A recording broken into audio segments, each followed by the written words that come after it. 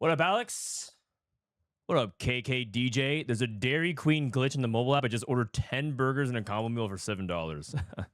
Are you going to eat all that, or are you going to share with the class? What up, Raptor? How you doing? Was BBB in place of something like Digiduos? Digiduos so fun.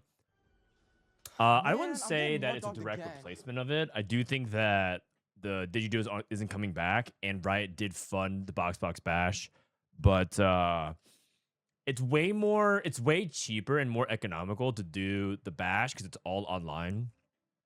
The number one cost of a lot of events is getting people there and hospitality, without a doubt. It's paying for the tech, paying for all the other stuff around streaming and everything like that is far, far cheaper. The number one most expensive thing is getting the people there. So it's just harder to justify for it. Today we're going to watch some TPC Pro Scrims. I think we're going to watch 2 games. We're in the middle of a TFT Pro Scrim tournament. So I figured we could watch a little bit of that. And then I think I'm going to do a fundamentals lecture. This was a sub goal that I did about a month ago. And I told you that I was pretty unhappy with how I was writing it. So now I'm getting that, but thank you for the 21 months. Appreciate you, brother. I decided to stop my perfectionism and just do it. I said, you know what?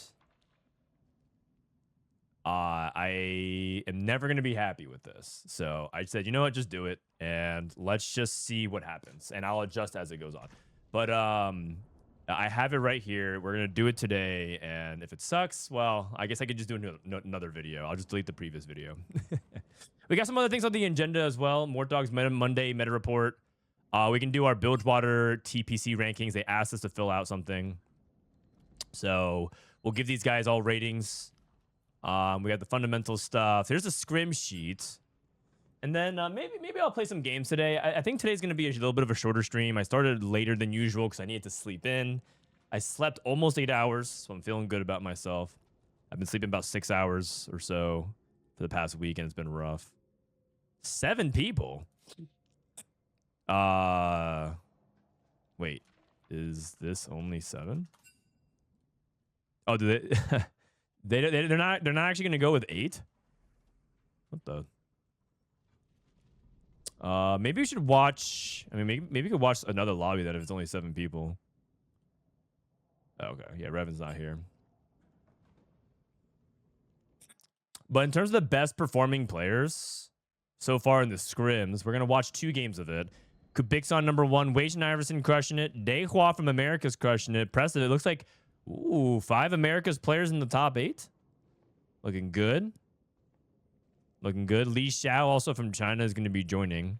And the important thing to note is that this patch is still going to be the live patch, but they are going to play no ASOL. I believe ASOL is banned because they're just going to assume that the B patch will address ASOL. So, yeah.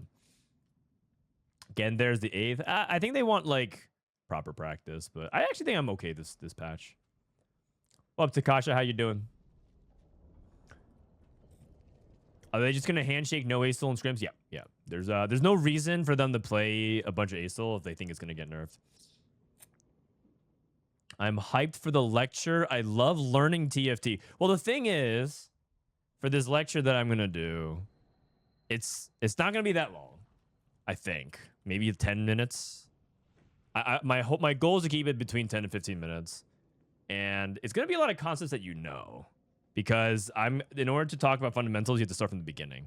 And the very beginning one is going to be a lot of core ideas that you know, but perhaps good to just go over them. It's never bad to review the fundies. Sometimes people get all so deep in the weeds that they're just missing the fundamentals. All right, Prestivent. We got Ringo. Is Ringo? Who is Ringo? Ringo is Ling Qing. So we have a CN player here as well. Okay. I got this lobby because this is almost all the Americas players. The other lobbies are like heavily skewed towards EU and APAC. Good to watch our NA heroes. Ionia is Path of the Prosperous. We can go top left here. Maybe bust out the Time to bust out the notepad. Notepad. Man. All right, 16.3 PB scrims. The encounter is Prismatic Party. And I believe this one is Enlightened, which is EXP. Asol is banned. Man, I'm getting more dogged again. Cheers, what up? Thank you for 29 months. Hope everyone's having a great day. I think everyone's having a solid day. It's Monday. It's Monday. So after Scrims, we're going to watch the Monday Minute Report, and then we'll do the lecture stuff. Band of Thieves 2 for Prestivent. Cambulee. Prismatic Destiny into starter kit into Lux. Oh, wait. He has Lux and Lulu. Maybe it's an Arcanist start. Ling Chen takes Hedge Fund. Okay. Hard commits into Quick Striker Emblem. Interesting. So you get Kindred guaranteed. Flexible into a Yordle. Flexible into Piltover. Expected unexpectedness. Into what looked like to be gold. A lot of gold. He has a full bench and 10 gold. And level up with a Titan. So I'm pretty sure I know exactly what Reven's playing. Playing some Unara. All right. You guys want the Tournament Realm overlay as well to follow along what's going on? I think it still works even in Scrims. Let me see. You guys like the fancy ass overlay? Maybe, maybe not. Some people don't like the overlay. But I think it's actually generally pretty good. Oh, what up, Kite? I've been playing with the overlay for 2 days. Wait, how about me, man? Where's my overlay? Where's my overlay? This guy's just taunting us. Okay, so Dehua is playing Yordles with Flexible and Archangels. Interesting. So he's probably just going to play Tempo here. Just play around Orianna. Play around Orianna. Play into, what, Seraphine? Acceleration Gate. 90 caliber nets acceleration gate. I think a lot of people think acceleration gate is like quite strong, especially if you play around Orianna. Just look at how fast she regains her mana. Shields again, and then Vi casts and she shields, so it just becomes shield, shield, shield, shield. Shield, shield, shield, shield. Ooh. Narrow loss. But I feel like a lot of times people are getting away with playing an all one-star Piltover board like this. This has actually made Loris a much more powerful hold, because you could use Loris to unlock Orianna, play Loris plus Orianna plus other stuff. You know, if you have Xin Zhao, for example, you can tie into Demacia and Invoker, or you can just play into Piltover as well. Starter kit, most likely Demacia, level to 5. Okay, we'll see. You guys with League, no way Disto remembers to turn off before stream. Dude, Disto's not streaming, man. His power went out because of the storm. Although I think Disto in general has been sort of like trying to not stream as much because the stream is distracting him from prepping, and he really wants to prep well. I think Disto recognizes that this is a set. I think this is a set where Disto can win Worlds again. Or at the very least, baseline, get to Worlds. I think that this is a set that rewards his skill set. So, I think he wants to take it more seriously. So, but as a result, he's streaming less. He's just like it's just hard to balance that. I thought you were talking about the Torment overlay? No, we're talking about the TFT Academy overlay, you guys. You think a plus 10, 15 mana will be sufficient to knock down Asol to B tier or at least low A? Where do you think Asol should be, power level wise? We can agree that basically I think the sweet spot for TFT balance is somewhere between like A and B tier. I don't think C tier comps. I don't think you want to keep too many in C tier, nor do I think you want to keep too many. You don't want that many in S tier. So we can say somewhere like A, B is good. Where do you think Asol should be? That's the big question. Okay, Vomendeth. Curious about Ringo. Ringo is the CN player. This is actually a player to watch because CN has attack, right? Assuming they do. Lose 7 is super risky here. Just buys 12. Hedge fund into Ishtel makes sense because a lot of the quests from Ishtel are gold related. There's a couple of combat ones or just turn gated ones, but a lot of them are gold related. So having a powerful gold generator does make sense for Ishtel. Low A, mid A. Rumor is it gifting 300 subs gives you access to the overlay early. To who though? I don't want to get it mixed up here. Someone might get mixed up and gift 300 subs to Emilyywang or Greg.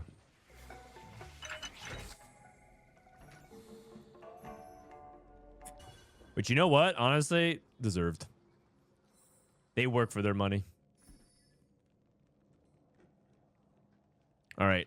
40 out of 50. Just takes the cash out immediately. Oh, wow. Oh, he's playing Kaisa? Oh, interesting. Okay. So he's actually just playing Ishtel for the drip economy, taking all the interest breakpoints. I mean, the idea would be that that quest actually is worth a little bit more gold because you can generate a little bit more max interest as well. Why is Acel banned? Because in the B patch, they're gonna be they're gonna be nerfing Acel. I'll put that in the I'm gonna put that in the title. You should be like high A along with Silas, Annie, Rise, and Ziggs. Well, a couple of those things that you mentioned are kind of in B tier in my opinion, but yeah, the point still stands. Just balancing. I would say that the 10 to 15 mana, pretty hefty nerf. Just slows his ramping. It's probably good enough. The thing is, that's still gonna make 2-star Acel good, right? You don't want to kill Acel's strategies. You just want to make it so that it feels like they actually earned it. Because the big problem with Acel right now, I don't think anyone conceptually has a problem with Acel 2 being strong. It's just more about how free it feels. If someone hits Acel 2 and they keep it on their board for like 2 stages, they should be strong. I don't think anyone here thinks that Acel should be weak. What up, Life Shot? Do you know when the B patch is scheduled to release? I'm not sure. Okay, Prestivent is playing Slayers. Cambulee still on the Demacia train with that Lux pair. By the way, keep an eye out for the Luxes because he might be able to go for Lux 3. A lot of people are still playing for 3-star 4-cost out. Dehua with his Invoker or Failure start. He actually hits Lysandra early, which is nasty. Wait a second. He can play into Tundra Wolf. Gunslinger Warwick with Freljord. Tundra Wolf. Wait, Marcel might be playing the Wolf. Sterix Titans. This guy might be full Wolf. Am I missing something? Who else is a Terix Titan? Tarek? Who else is a Steric Titans holder? Tarek?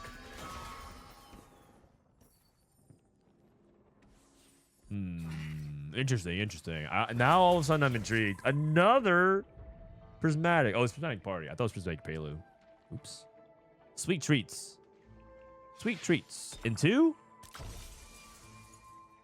Infinity Force or Gold Collector, both are really good. I would say that Infinity Force is better for like the 3 item on Warwick, but Gold Collector also is just really good for your duo carry. And also generates gold at a crucial interval of the game.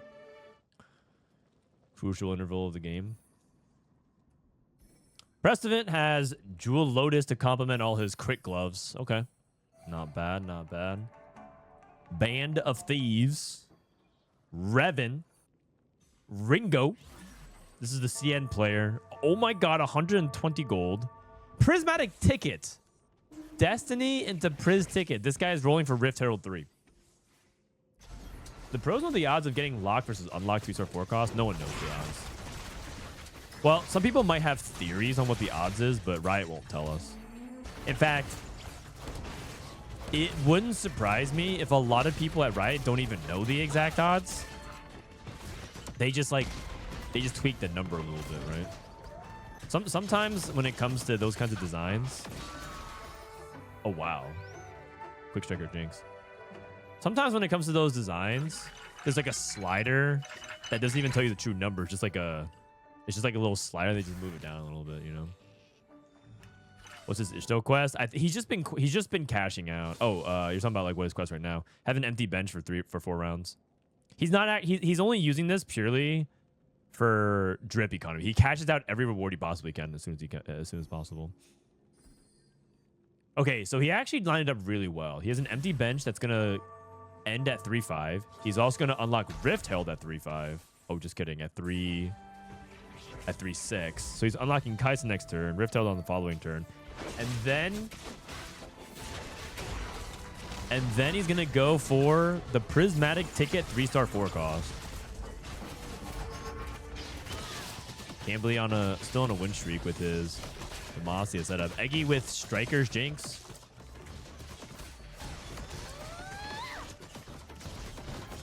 Wow, this Jinx is so tanky. Oh, that was pretty competitive. Cambulee's level 7 with like multiple key units in his comp, and Eggy's playing 1-star or 2-star Jinx.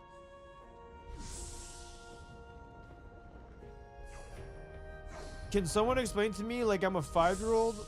What? What do you need explanation of? Oh, so basically, the unlock champions have different odds than the regular champion. So Kaisa has different odds than Wukong. And then they're asking, what are the odds of hitting Kaisa versus Wukong? That's basically it. Cash out. 6 gold. Level 8. My God. Wait. We're rolling before Rift Herald? Okay. Okay. Those are some good hits. Shyvana, so we can play the 4 Jug version. A lot of people are playing like the 4 Bruiser variation, but I think 4 Jug looks better in the stats slightly if you can hit Shyvana. Holy cow. Gunblade. Gunblade plus Leeching Nucleus. Oh no, it's Adrenaline modules. I always mix that up.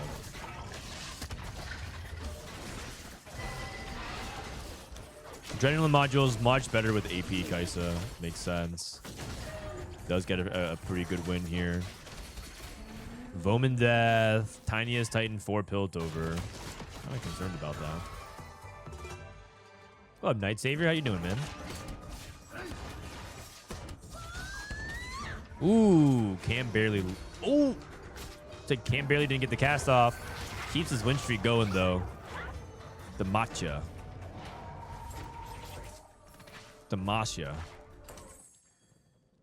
Okay, we got Prestivent playing Belvet tempo. The more I've been seeing, by the way, of Slayers, the more I think tempo is just what matters. You can justify like a handful of items that are like Belvet Biss is nice. But outside the Quicksilver, you can just kind of play whatever. Cam Demacia. Oh. Sounds fancy. Sounds like a dessert boba place. I'll have the Cam Demacia.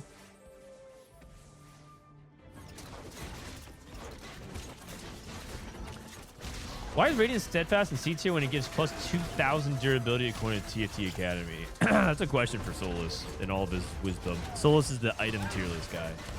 He's the item, augment, and set 4 tier list guy. Okay, so Marcel got the Warwick up. Cam finally loses.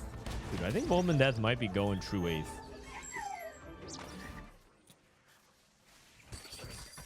Oh my God, I just realized Dehua took Trait Tree with Flexible. He got Indecision into Trait Tree. So now he has Flexible Trait Tree.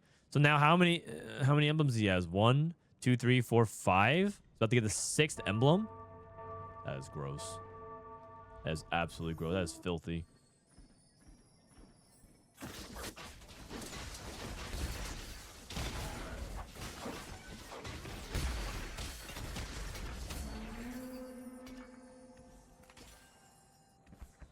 Vest, cloak, tier, and glove. Okay, so you can make adaptive and steadfast. That's pretty good. Milio 2. A Bildgewater emblem. Okay, so that's not that applicable, but he does have the ability to reforge stuff later if he gets one. Marcel, who did anyone else take flexible? I think someone else took flexible. This guy took flexible. Vomendeth went for T-Hex.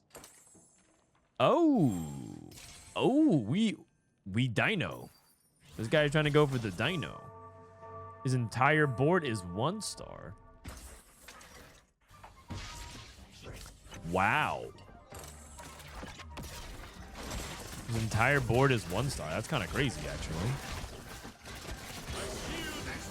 Acel's banned just for the scrims here, not like in general. Although, you know what? If I queue up some ladder today, I'm down to ban some Acel for you guys. For you guys.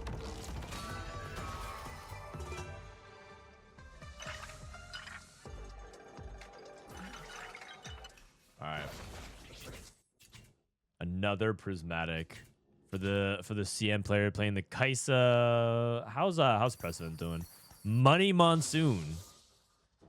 Doesn't have that much gold, so he's taking more gold so he can roll every turn.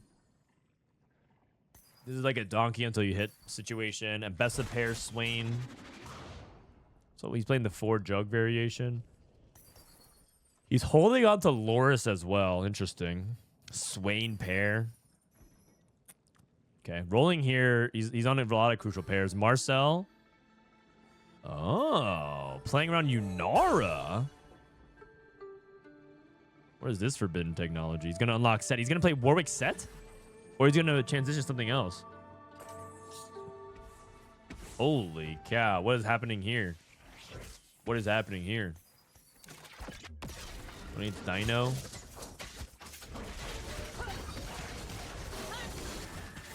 He couldn't hit the Ori line, so he pivoted. Interesting. That sounds really dangerous. Because I don't think TX is very reliable. This guy took Call to Chaos and he got Egg. Wow, this guy is just straight up trying to post a tuber. He took Flexible, Tiniest Titan, and then he got Call to Chaos and the Golden Egg. Wow. That guy might go down in the history books. Biggest gambler. Warwick 2. Wow, okay. I mean, so we unlock set. I think he was considering Ionia. You can cut Nautilus plus another Zaun. I guess you can cut Blitz if you want to play Ionia. Alternatively, I was thinking Blitz for Wukong. Alternatively, you could try to mix and match some of the other traits. Maybe Warden and Defender. I'm not sure though. Interesting. Marcel would much rather play around Yunara than Jinx. A little bit of damage lacking on the Yunara. Oh no, she hasn't Jeweled Lotus. Okay. I would say like no Titans, no IE, but she has Jeweled Lotus.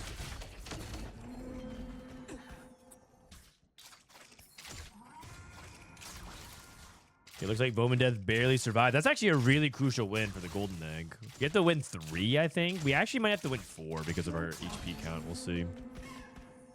Why is Acel banned on PB? Shouldn't have the B patch? No, the B patch is not even done yet. As far as I know, Mortdog was saying the B patch just finished and they haven't even like completed the uploading. Like no one has the B patch.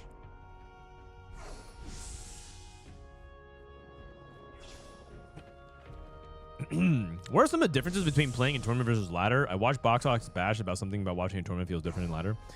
Yeah, so the main difference between tournament and ladder is that in ladder and ranked, everyone incentives are different. Theoretically, you would assume that if you and I meet on ranked play, we're both trying to do the same thing, but that's not true. And a lot of times in ranked play, there are some people who are trying to climb. There are some people that are trying to learn certain things. And then there's also some people that they're just a vibe and have fun. You know, they're not prepped. They're just queuing up just to see what's going on. And so you have a bunch of people who are just not all trying to do the same thing. Versus in tournament is everyone is trying to do the same thing, and everyone should be theoretically prepped on the patch. And so you don't get 8 people playing their own game. You have 8 people fighting for spots, and that's very different. Because what you'll see is you'll see people who are taking either very risky plays, but with like an assumption of how to win out, versus some people who will be taking a lot like safer plays, contesting the more popular lines, things like that. Okay, Reven's probably gonna lose out. Dehua's spot, I think he may have overcooked a little bit with the trait tree and the flexible, because he didn't actually hit any good emblems. Kaiser 3, whoa! He actually did it. Prismatic ticket into Kaiser 3. Oh my god. I when we last checked on him 2 rounds ago, he was at 5 Kaisers. Oh my god. He actually took Hedge Fund, Prismatic ticket, Karma's Core. He's 1 off of Rift Herald 3. Dude, this guy just whipped out 4 Kaisers out of nowhere. I guess the Priz ticket Commerce Core dynamic is crazy, man. You know what? Isn't this actually like the craziest thing? Conversion off of Prismatic Destiny to Priz ticket. This guy just won the game. On stage 4. I know. And it's an unlock, so it's hard to stop. Yeah, I'm Priz ticket. Commerce Core every game. My god. 5. He still has 5. He gets 5 free rerolls, and all those free rerolls can lead to more rerolls. Each of those rerolls has a 50% chance to give another reroll, which has a 50% chance to get another reroll. It's actually such crazy value combo. Oh my god.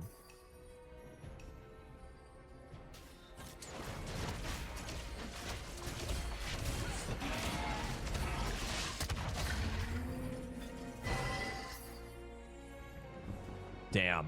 I mean, it's almost like guaranteed that he's gonna hit double.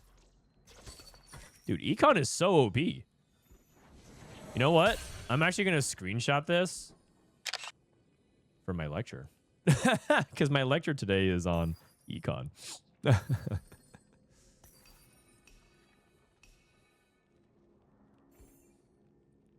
It's actually a really good example of it. The power of Econ.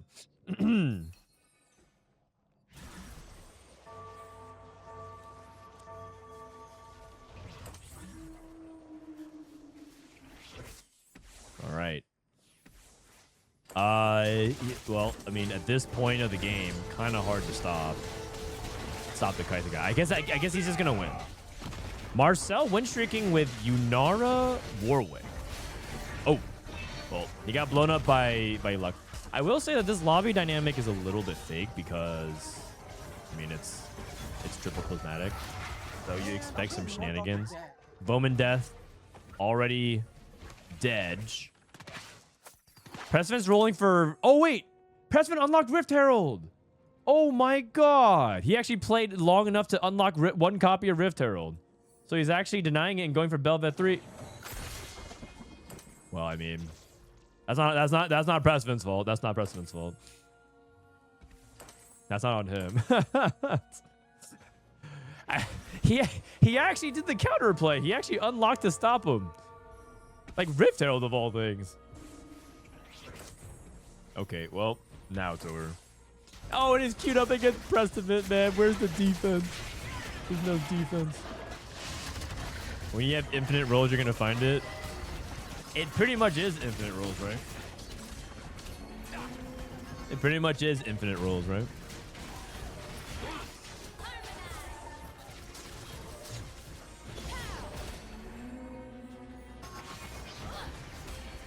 My God. Unlocking increases the chances. No, but they also decrease the chances of you finding the last copy. Didn't they? Oh, of it being uncontested. I see what you're saying. They increase chances. I mean, but I think the chances that increase are only for the first 3 copies. So I think it's still decrease. There's no way that they increase the odds of hitting the last copy when it's contested. I think you're thinking about the first 3 copies. Cambulee denying Prestivent his 3-star Vomendeth. And then I'm pretty sure this guy needs to also... Oh, that's the last Vomendeth. Okay. And that should be GG. What's the point of banning Acel if you're going to cringe going for all-in 3-star 4 cost? I don't think 3-star 4 cost is cringe at all. I think the only moments that 3-star 4 cost has ever been cringe is when it's like the entire lobby is rolling for it and everyone hits, and then it's a battle of who has what 3-star 4 cost, like the Reven meta. I mean, even then, that was pretty fun for like 24 hours. Chunk's treasure style. I mean, yeah, it is practice, though. You're right. 3-star 4 cost is only a product of the Prismatic lobby. Yeah, that's definitely a big part of it as well. It's a realistic strategy. This patch it is, though. That's what I was going to say. It's actually like a realistic strategy for this patch because going to 9 is so expensive.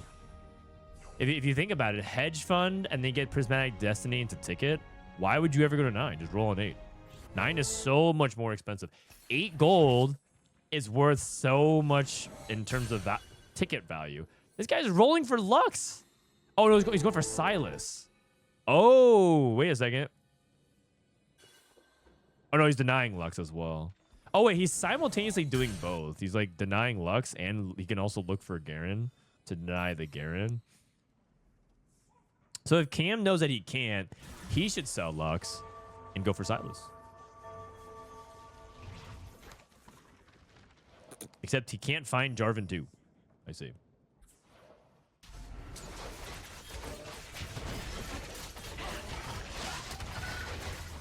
It's not something you see every game, but if Acel ain't banned, then enjoy watching Acel gameplay every game. Well, yeah, I mean, I think at this level that we're watching, which is the very best in the world, you will see Acel every game. Because if you aren't the Acel player, or if no one is playing Acel, then you as a solo Acel player have a pretty good chance to get to Leona and Tarek. And you will see a lot of players gamble for it. And the B patch will assume, like, it might make Acel still playable, but you basically want to see what is a meta like if Acel is not playable. And right now you see it's a ton of 4 cost. It's Demacia, it's Kaisa, it's Warwick, it's Yunara, it's Seraphine, Lissandra, it's Bel'Veth. It's a ton of 4 cost play. And maybe some rerolls. But right now, in my 1 game sample size, it looks like almost everyone tried to play around 4 cost. It was triple Prismatic and almost no fast 9 attempts. Triple Prismatic, no fast 9 attempts. Is that a good or bad thing? It's neither. It's just a thing. It just is.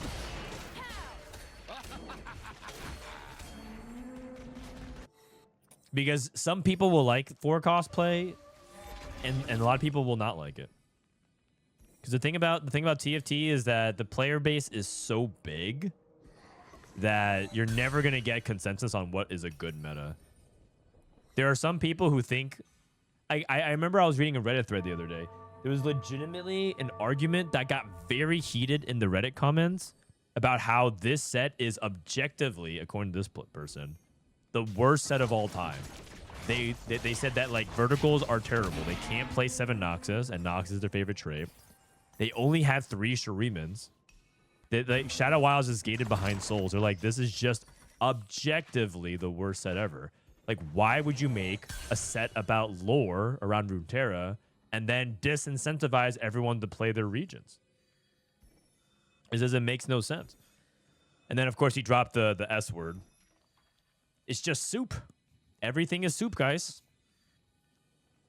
And you know what? That person probably spends a lot of money on TFT, and that person's a valuable customer to Riot Games. They should care about what that person says.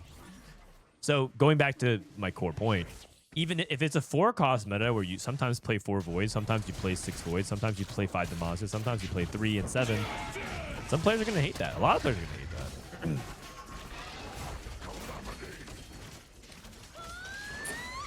And then, like, I totally see where that person's coming from. I don't agree with them. I personally like 4-cost metas. And then there's people who just really want to play reroll. Like their favorite trait in this set. Now this person doesn't actually exist from the comments I read. I'm just making up a person. So people are like, that's not true. You're making up that person. This person I'm actually making up. But like some people, like yordles are their favorite thing, and they want to play yordles, and yordles are the reroll trait this set, and they really want to reroll, and they think this set is awful because yordles are pretty bad right now.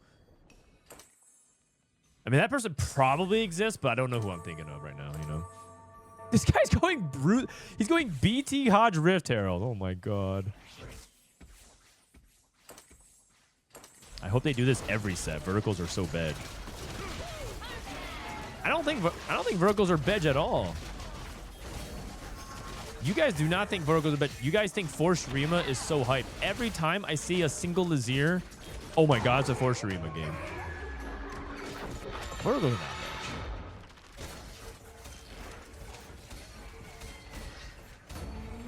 bedge. Game's dead. Warwick top 2. And it's Warwick Yunara into 7 Zon. Really interesting game from Marcel. This game from Marcel was very fascinating. I need to be thinking about some more doggo. Meta TFT Marcel. He still got the stats. What can I say?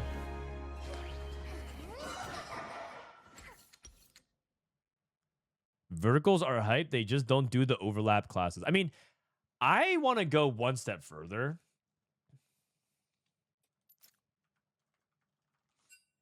I want to go one step further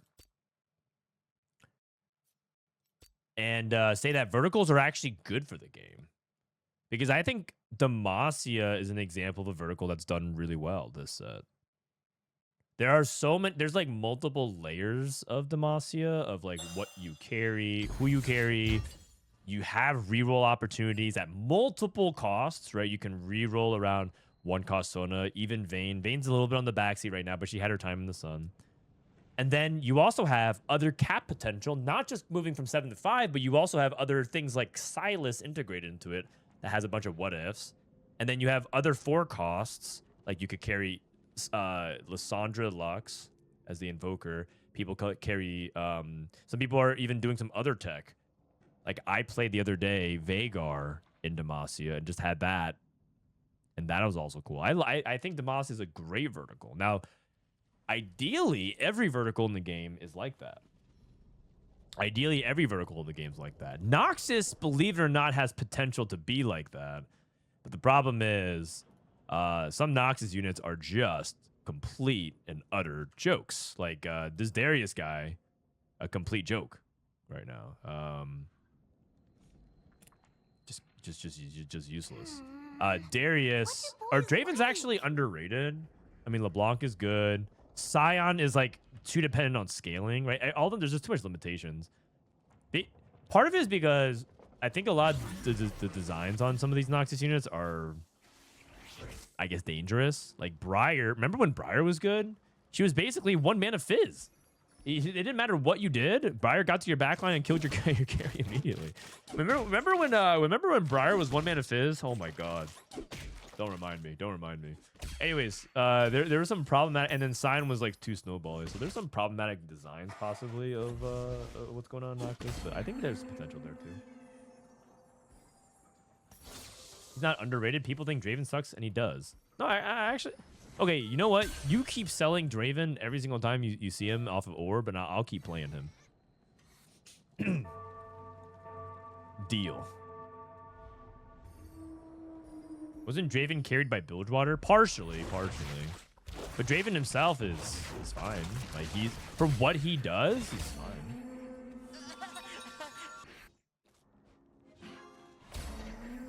I think you guys are evaluating on his current power level versus where he fits in the Noxus tree. You have to remember that, like, what I'm talking about is the potential of Noxus as a tree, as a line. Not like I'm playing 7 Noxus and playing Draven.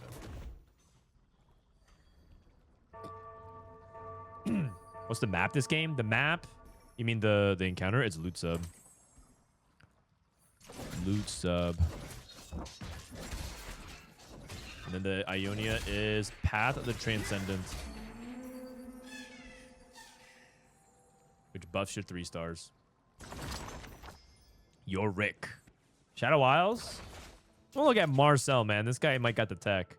Actually, should we look at the Chinese player? Look at the Chinese player. Maybe the CN player hit us with the 3-star Kaisa, the 3-star Rift Herald game. Noxus suffers from having such a shit cap. Mel is not really an exciting 5 cost. I disagree. I think Mel is actually very exciting. Oh, Spat? Oh, Noxus game. Wait, 10 Noxus. Hold up. Anybody playing 10 Noxus? This guy took Legion of 3s. Zon. I think when Mel, the problem with Mel is that she's too weak. Not because I don't think she's exciting. It's that if they just make her mana a little bit more consistent, like make her, if they make her so she's less, she's like very thresholdy, right? Because she does like the giant cast and she bursts AoEs. But Mel 2 can still actually cook because Mel 1's like 39. If Shadow Isles contest, well, the thing is, you can play Shadow Isles without actually committing to it. You can just play it as a win streak opener because Shadow Isles win streak stage 2 pretty often. You know, Viego and Yorick are designed in a way that when you play the setup, you naturally kind of win streaks. You can just kind of get out of it if you want. But you could do the thing where you play Shadow Isles, see what happens, then who's the other Shadow Isles player? There's a Viego player, right? It's Marcel. Then, as time goes on, you realize, oh, okay, you know, I'm actually hitting all the units. I have a good items for it. I'll stay in Shadow Isles.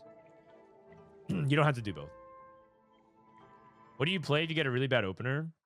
Right now, you play Asol, but in about 24 to 48 hours, that's going to change.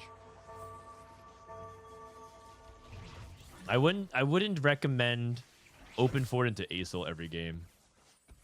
In fact, I actually think that if you get a bad opener and you try to force Asol, on average, you're going to bot forward. Mel is too much work for the reward. I think right now, yes. I think right now, yes. It's almost, she almost feels as difficult to pull off as Silas. I know that sounds ridiculous because you have to hit 2-star Garen and 2-star Lux and sell it and do all the stuff for Jarvan, right, to get Silas. But it feels like to get the relative value of it, because at least Silas will get onto the board and start doing stuff. It feels like Mel needs a lot of setup to get the reward, and it's probably too. It's just too much. The juice ain't worth the squeeze. The juice ain't worth the squeeze. Calculate also Prestivent. Okay, so to the person that was asking, what do you play off Loose Streak? You can watch Prestivent for a little bit. See what the strat is around there. Which comp is not on average bot 4 from a weak opener, though? So you're asking what are the Loose Streak comps? Well, this patch right now, Loose Streak is Asol. I would say that Slayers. Warwick could theoretically Loose Streak because you can play into Singed.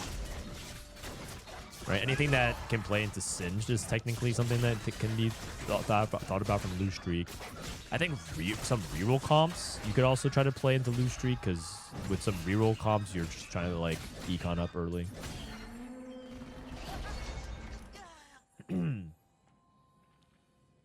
Later, Reams. 07, buddy.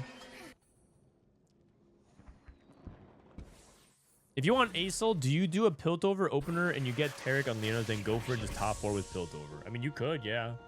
You know what's crazy? Some people are actually just playing reroll comps. And when they find Leonas, they just go for Taric anyways. Yesterday, I was watching a game where Robin songs. He was playing Piltover. He played reroll Piltover, and he just happened to hit Leonas. So you know what he did? He just unlocked Asol while playing Piltover. Piltover Dino. And he played Dino Asol. I saw the other day in the scrim, someone was playing reroll Yasuo, and they just hit Leona too. So they're like, you know what? Why don't I just play Asol in my Yasuo Yone comp? And they just played 7 Ionia Asol. Now, was it very good? Eh? And it actually didn't look that good in those costs because those when you play Acel, you're playing Protect Acel. When you play Acel right now, the strategy you look at the website is 7 frontliners, 7 tanks, and Acel. Maybe you play like another backline like Seraphine or something like that. Some people are playing Loris instead of Seraphine. But it's like mostly like support and protect Acel. That's kind of the core strategy.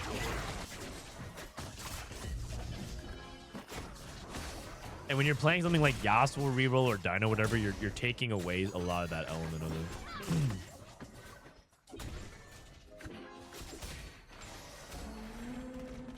I like throwing in Acel into Seraphine and Azir comp rather than Taric.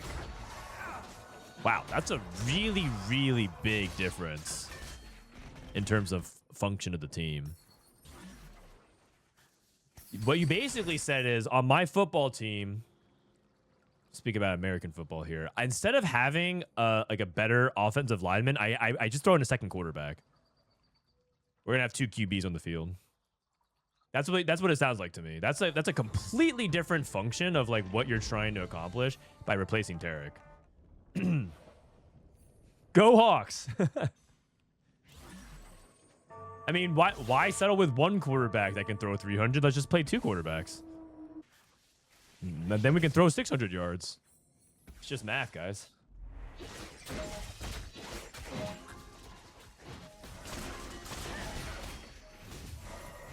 A full team of Why not just sign 14 Patrick Mahomes? Are these guys stupid? No, I mean that's what I hear when you're saying I just throw it in there. I replaced Taric with an Acel. I'm like, wow, that's crazy.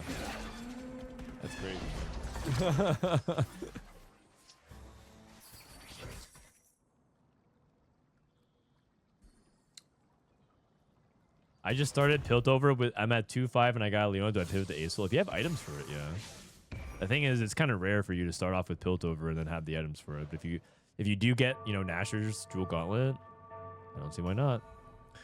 So Prestivent, lose streak into Yasuo. I mean, I guess he's trying to play Path of Transcendent to get the extra HP and bonus damage. I'll grab a snack real quick.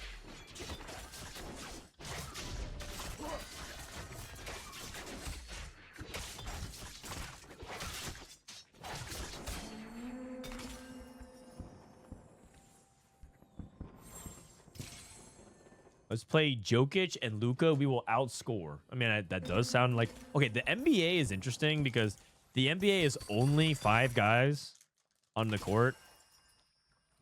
Wow, it's a full item. Quicksilver is often what you take here.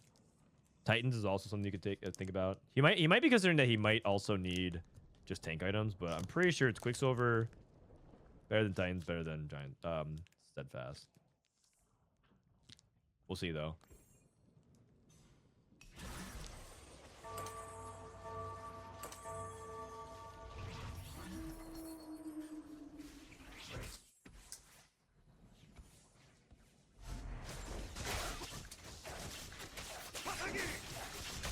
If Fizz didn't get taken out back last patch, would this patch would have been better? I don't know. That's like saying...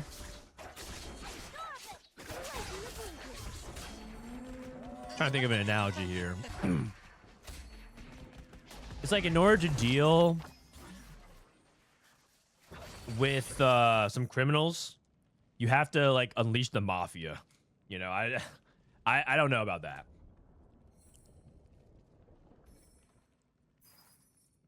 Because now you have to deal with both of them running rampant. 2 Yordle emblems. Now, because now it's like, yes, Acel will have trouble dealing with the Fizzes, but now you have to deal with Fizz and Acel. There's gonna be lobbies where you have to deal with both, and now you're just getting double slammed. Like, okay, now you position in a way so that you don't get hit by the Acel AoE. You got fizzed.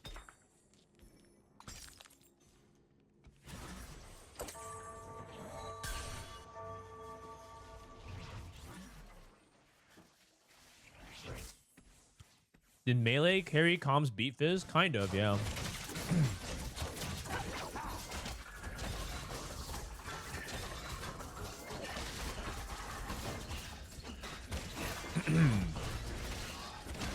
So Dehua's playing tempos on. I think he's trying. He played adaptive on Jinx. Interesting. Adaptive on Jinx, a unit that gains no mana. Wow. He's level 7 for Warwick. Okay, he's Warwick. The new S tier line, according to Meta TFT. Warwick. Demacia. Shadow Isles. Getting some Piltover in. Reven just tempoing. Looks like he's actually committed to it. Is there a specific emblem that makes that's really good in Shadow Isles?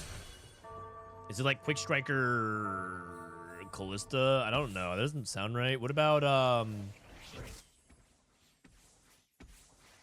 man, the thing about Shadow Isles is that you play Shadow Isles and Wardens. And those are two traits that don't have emblems or makeable emblems.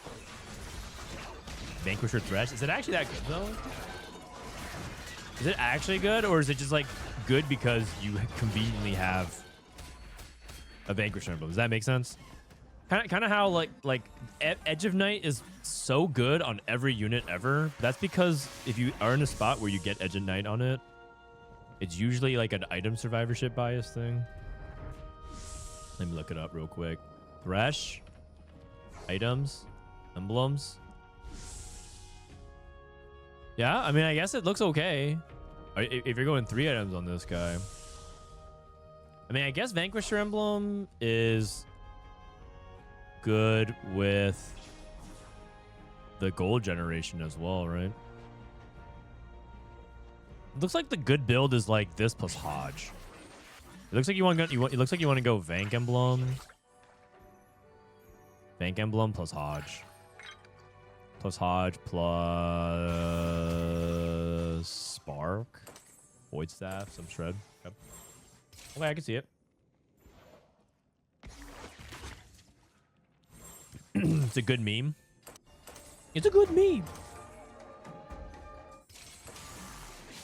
It's only meme. Why does my impression of that sound a little bit like Mario? I saw the trailer for the new Mario movie. I look for you know what? One of the most interesting things about parenthood is that you like constantly keep telling yourself, I can look forward to this. It's to kind of offset some of the times when you kind of are like going through the rough patches of parenthood. I don't think we're in the rough patches right now. I mean, the rough patches that my son is getting sick pretty often. But like, you know, cold, he's getting sores, hand, foot, mouth disease, stuff like that. It's not like, you know, dealing with him is hard. It's more like he's just getting sick, so that part's been kind of rough. But you keep telling yourself like, oh, eventually we'll do this. Eventually we'll be able to go to this event together. Eventually we'll be able to play TFT together. Eventually we'll be able to go watch a movie. Thinking about that with the Mario stuff, because it'll be kind of fun to share that. Okay, dumb question. Is there a tier list for Piltover mods? So the thing about Piltover mods is that it changes for each comp. I think tier lists for Piltover mods, you have to take into consideration that it changes depending on what you're trying to play. A Piltover mod for Dino is different than the Piltover mod for Seraphine, which is a different Piltover mod than what you're trying to play for if you were going Echo Reroll.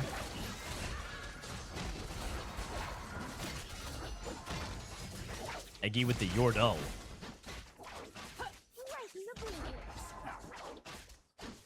Gunslinger Warwick is actually quite good. I think from the stats that I was looking at, Gunslinger Warwick is better than an artifact on it. If you look at 3-item Warwick,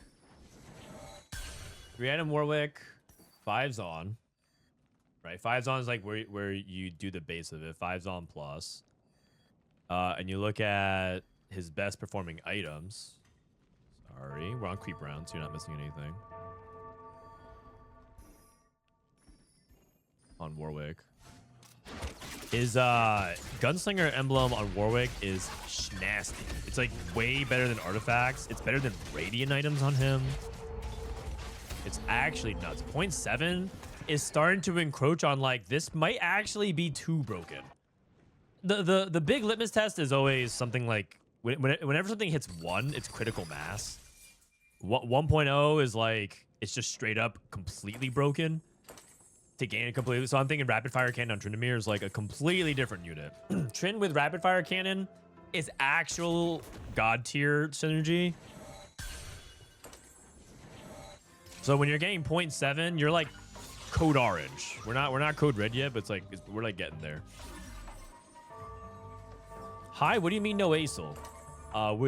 It's just banned for scrims because it's getting B patched.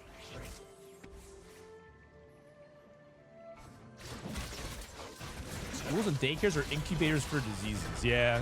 I mean, we got hand foot mouth disease because of this daycare. But that's okay. I mean, that's just part of the experience.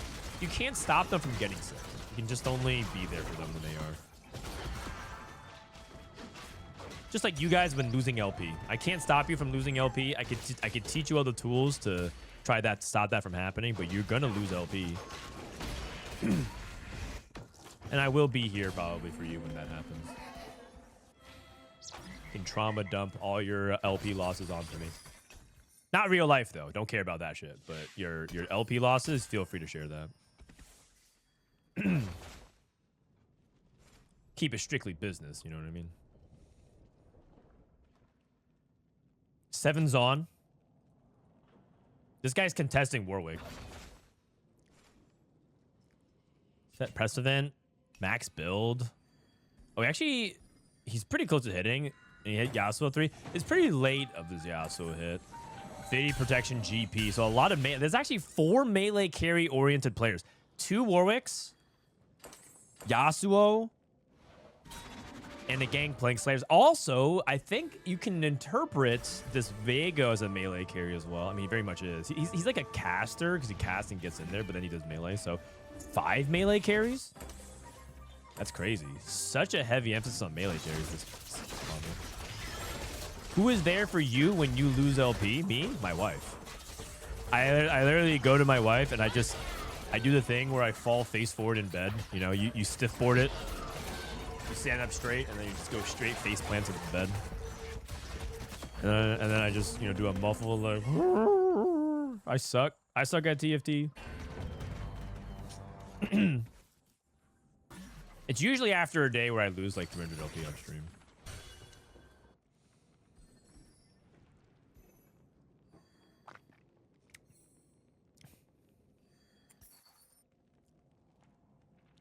With ASOL banned, melee can be yeah, it's like they're all being unleashed, you know?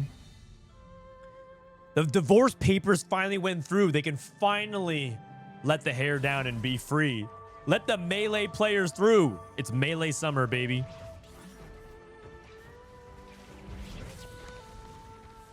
Somebody call Mango a Mewtwo King. It's melee summer.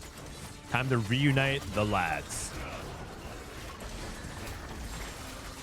That arc has actually been kind of depressing. Because I don't know if you guys have followed me right before TFT, but I was kind of in a Super Smash Bros. Melee arc for 6 to 7 years. I even casted some Melee at Evo.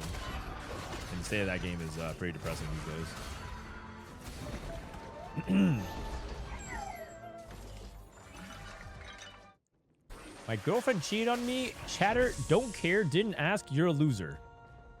I mean, that's not what I said. But some people could benefit from that kind of advice every now and then. There's nothing wrong with losing, guys. Losing is how you become a winner. Like, think of the biggest winners in life. They have lost more times than you've ever queued up. You have to lose to win. You must lose to win. It's not even an option.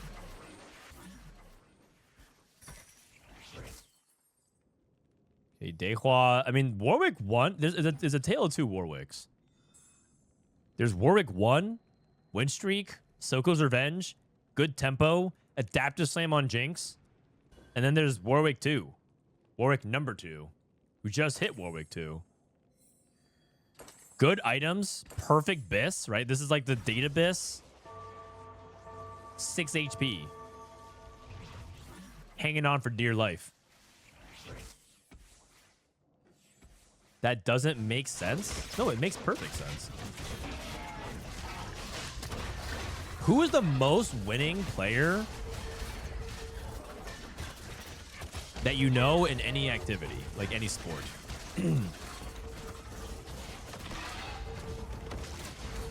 I think there's a speech given by Roger Federer. I think he was speaking at, I want to say Dartmouth, one of the prestigious universities in the USA. And he was talking about, and Roger Federer is one of the most winning tennis players of all time. I mean, he's probably not the GOAT.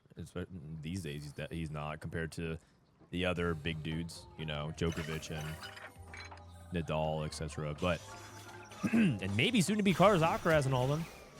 Maybe not soon. It's probably going to take like 10 years of it. But he was talking about how, as one of the most winning tennis players of all time, he's only won, what, like 50... I just want to say like somewhere between 51 to 55% of the points he's ever played.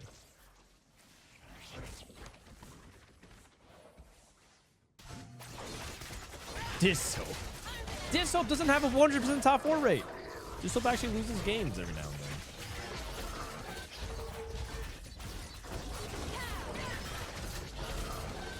The thing is, that guy's played thousands, tens of thousands, if not hundreds of thousands of points in his lifetime. It wouldn't surprise me if that number actually was close to the millions.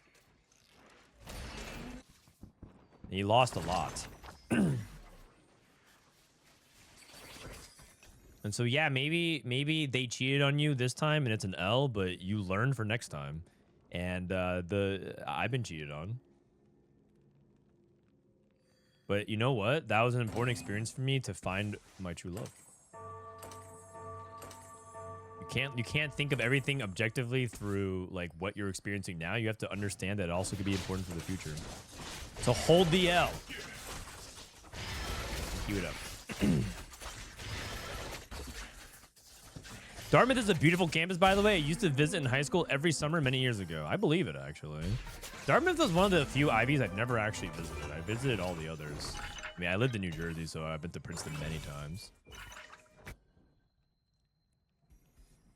Okay, this Warwick player is just cooked. I think Prestivent's too far behind. I'm curious about Reven's pivot. Remember he played Shadow Wilds, but he's pivoting into a Azir. I think it's a little bit too. It's a little bit too far away. A little too poor for it. Marcel is contested Shadow Wilds, finally rolling to see if he can hit his 2-star 4 costs. 5 Shadow Wilds, 5 Wardens, Viego. Okay, let's take a look at this. Where in Jersey? I lived in Central Jersey. I lived in Middlesex County. He said sex. That's right. That was basically the joke that we said constantly when I was like 12.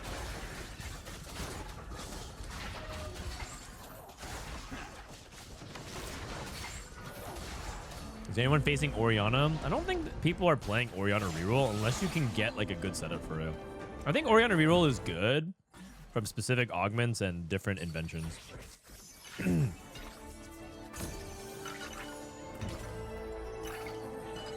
Kennen, Ziggs. I mean, we have true Yordles, but I would say that Yordles on average really sucked because they don't have the Fizz duo carry, so you're just solo carrying Ziggs.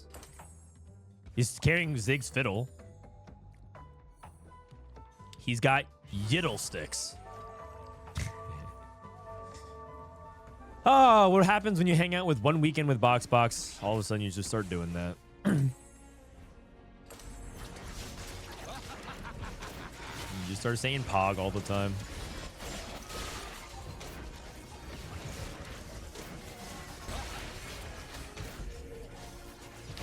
Is this gonna get cleared by Yasuo? Oh, okay. And Ziggs. I mean, the damage he dealt was impressive. I just don't think Yordle Ziggs is like fair. There's a reason why it's rated as the worst comp on the TFT Academy tier list. I think that's literally the bottom comp we put. I'm pretty sure Yordle's is truly horrendous. Yeah, and I think he experienced it just now. I'd unironically rather play Diana than Yordles. Ringo farming again. I'm pretty sure CN has the tech.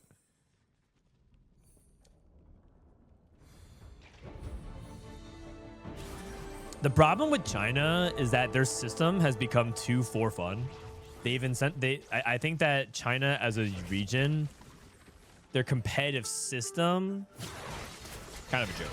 But the players, the good players in China are still very good, and China has never lost their spirit of like inventing, trying new things, and having the tech. That part is still true. I think that as a region as a whole, the quality of their player field has dipped, but they're still a strong region. I think just like almost systemically, it's impossible for them to ever be like worse than like the top of the tier 2 regions. And I think they're at the bottom of tier 1.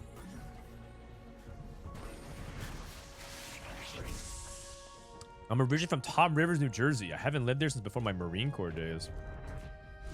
I know a lot of people from Tom's River, but I don't really stay in touch with them. I think the thing about New Jersey a lot of times is that a lot of people left Jersey. I don't even know that many people who stayed in Jersey growing up, except for like, you know, a couple of high school people that I know that stayed local. You know, they decided to go back and help their local college or high school, stuff like that. But for the most part, almost everybody I know left Jersey. It's not really a state that has strong identity is the issue. Like there's no like attribute that defines New Jersey that makes you feel like you love Jersey. You like the people there, you like maybe the activities or some of the things that are happening there, but not really like Jersey, the location. It kind of suffers from like little bro syndrome to New York for almost every category. It's like memed on for being trashy because of reality shows like Jersey Shore. It's like scuffed Vegas, right? Atlantic City, scuffed, I mean, yeah, we just got completely smashed here. You know, Prestivent made the comeback with Yone Yasuo. My God. Wow, it was looking kind of bad for him, and he made the comeback. I mean, the nickname of Jersey was the Garden State, but the real nickname of Jersey was the Armpit of America. Because if you look at the map of the United States, if you look at the map of the United States, Jersey is like right here. So people would always joke that it was bad, because especially when it got humid in the summer. And like, you know, Pennsylvania has like the history and the culture. Delaware has like the tax. Connecticut is like where all the rich people live. And we're just here in Jersey, and our sports teams suck. And if our sports teams are here, they leave. The Giants, the Nets, they just leave, man. They don't even want to be here. GG's, I'm out of Jersey. It's over.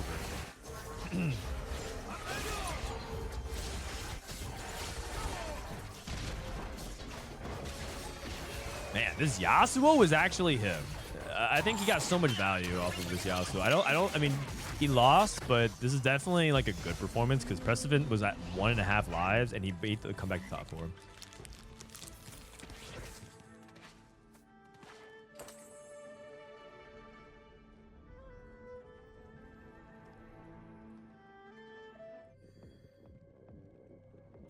How are you feeling about the Seahawks? Darnold is a goddamn legend. Can't believe this guy is just playing with an oblique injury. What a beast. They might erect a statue of him if he's able to deliver on the Super Bowl. I mean, it was like a game where you just have to, like, no matter what, it was just a good game. It was a thriller, as the newspapers would say. Warwick, Demacia, Shadow Isles. I don't want to call it early, but doesn't the meta look kind of good without Asol? We've had Void wins. Demacia does well. Ionia does well. Zon's doing okay with Warwick. You also have, like, you know, these Shadow Isles lines. Some reroll lines is doing okay. And then, you know, the list Seraphine AP, it looks kind of okay. Maybe Asol was the big baddie all along. The funny thing about TFT Discourse is that there's always a big baddie in the room. You know, T-Hex, Acel, so on and so forth. But then when they take away that, another evil arises. It's entirely possible we got it right this time. If Acel goes down and then the meta is actually pretty good. I will say that Orianna, people were saying like Orianna has potential to be kind of like very, very oppressive as a 2-cost because it hasn't caught on that much. And I've seen glimpses of that. But we'll see. I don't know. I don't think it's like Syndra level. There's no way that Orianna could be that broken because she doesn't scale. And if that's true, if what I'm saying is true, we get to finally move on to the big phase. We finally get to move on to the main phase of TFT complaint meta. We get to finally complain about augments. For the past 2 sets, balance has just not been good. At a baseline level, we haven't even gotten to the point where we can complain about augments yet. But like because we've been so busy struggling with other things at a baseline level, we finally get to ascend and complain about augments. What? Oh man. Because once they get the units and traits and everything in a good spot, then it's like, well, this augment's overpowered from this spot, and then Brian can be like, okay, well then we can fix that.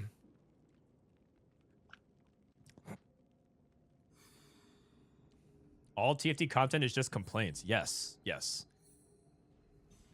But the thing is, I'm enlightened. I'm actually the complain about complainers.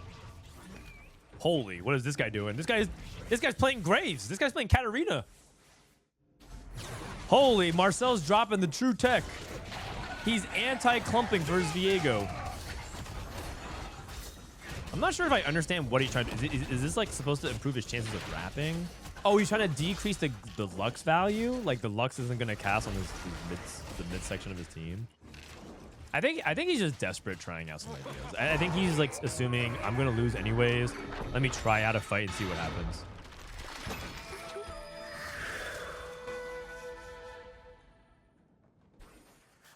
What happens to 2-2 players if there's nothing to complain about? Dead game? Not really a dead game, but I would say that, believe it or not, that would mean that TFT has fewer players. Because the nature of which TFT appeals to the average gamer, appeals to all kinds of gamers, and that would mean that Riot probably has lost a big portion of their player base. Because that means that there's no longer the discourse between for fun players versus the casual competitive players versus the competitive players versus the streamers. And they all have different goals. They all have different preferences.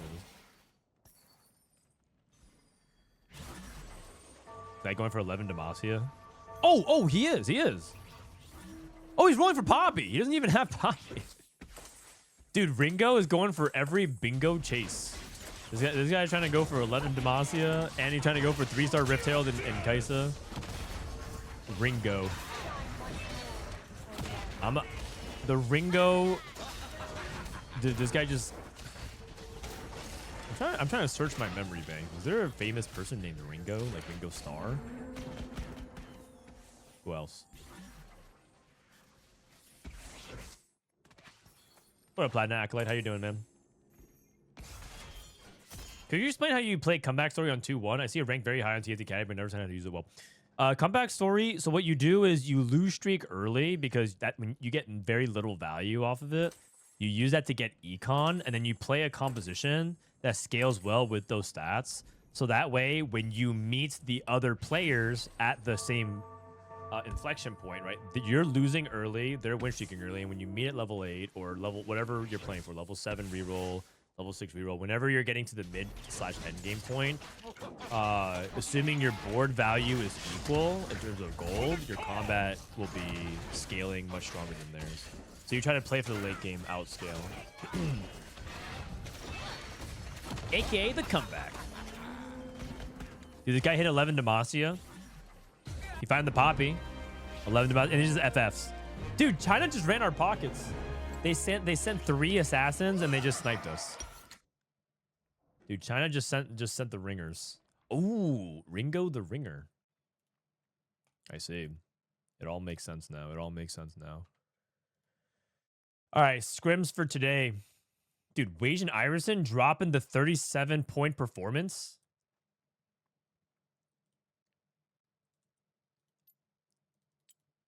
All I'm gonna say, I'm just gonna show you guys one thing. Wage and Iverson up against the world's best in the TFT Pro circuit, against multi-time world finalists or even potentially world champions. You know, people have made final lobby like Wet Jungler or Li Xiao, double 61, dropping a 37-point performance. Wage and Iverson in the Boxbox Bash up against the likes of Lily Pichu, Admiral Baru, and Yu Jelly. Where's he at?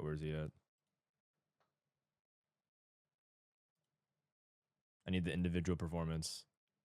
Final summary performance. Score summary. Summary stats. Dropping a 3.5. Matching you, Jelly, and all of them as well.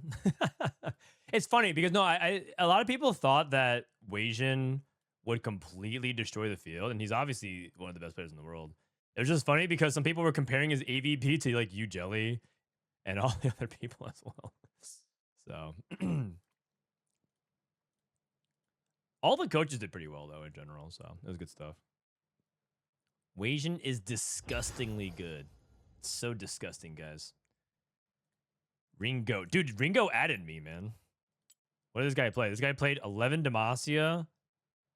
What the heck? This guy played 11 Demacia. He played Rift Herald Kaiser reroll, and then he played Nidalee reroll. And then he went 8th. 8th with an entire... He doesn't have a single upgrade on his board. I wonder what TFT would be like if you weren't able to upgrade anything. I wonder what kind of format that would be. Like, play a game where you're not allowed to upgrade a single unit. You know who I think would be the GOAT of that format? I think K3 Soju would be the GOAT of that format. That dude, I don't think has made a single upgrade on his board since set 15. But he would be so good at min-maxing value at 1 stars.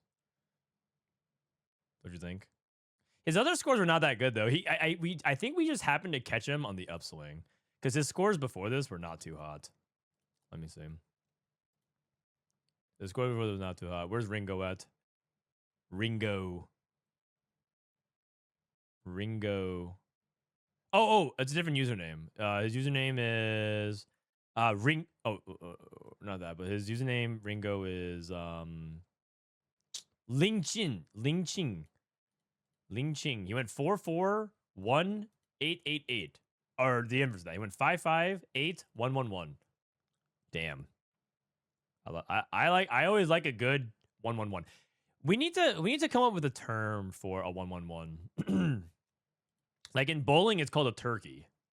What do we call it in TFT?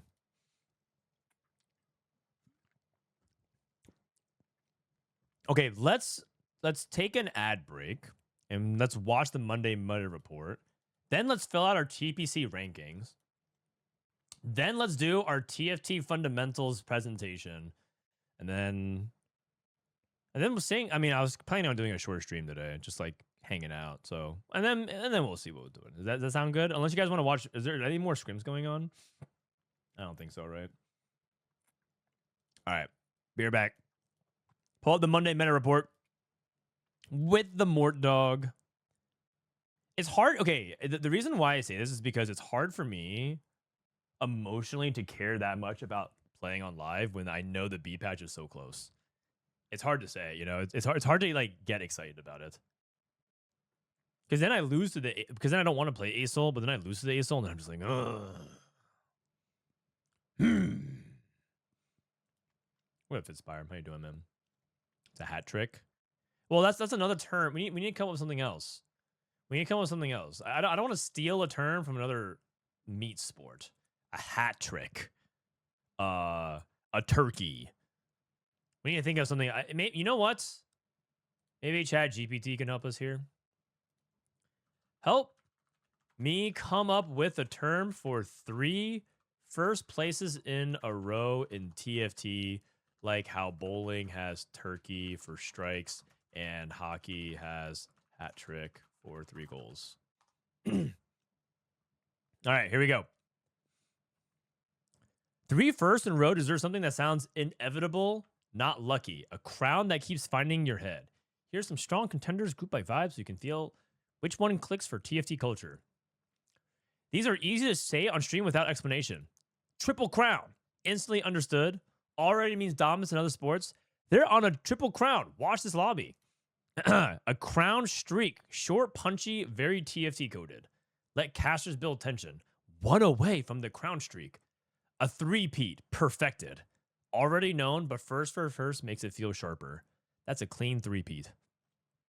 Okay. TFT native and community flavor. These feel like they were born on the convergence.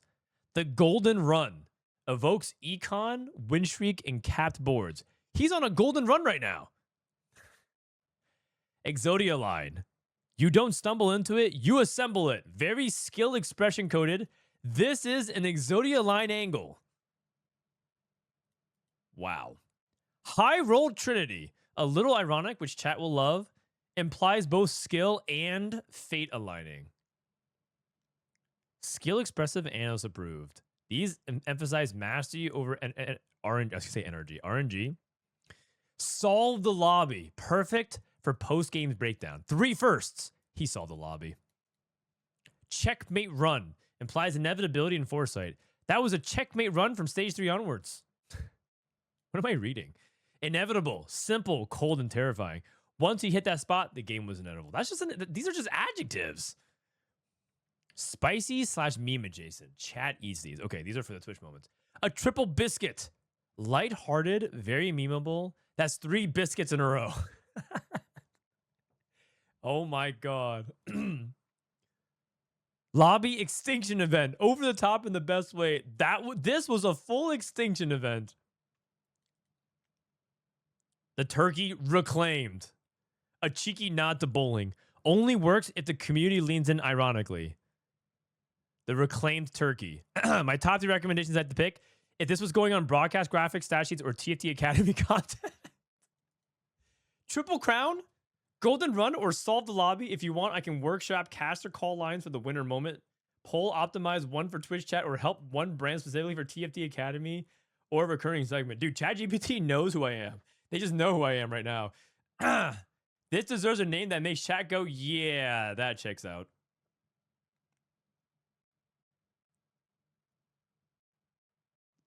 I'm not sure if I like any of these lines, you guys. Maybe high roll Trinity. Yeah, not gonna lie. This none of these hit, but good try.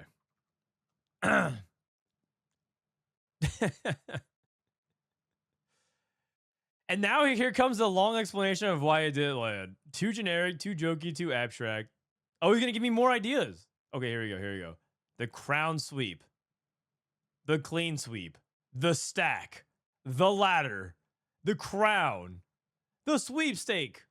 The trifecta. These sounds like all really bad wrestling nicknames.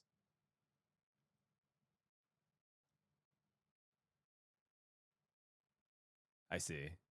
You know what? Maybe we'll just go with the turkey. The stack. All right, guys. Time for the Monday Minute Report. Let's do it. Hey, everybody. Riot Mort here, and this is the Monday Morning Meta Report for 16.3 Week 1. The patch has been out since... Hold on. Let me update. I have something for this. The technology is finally here.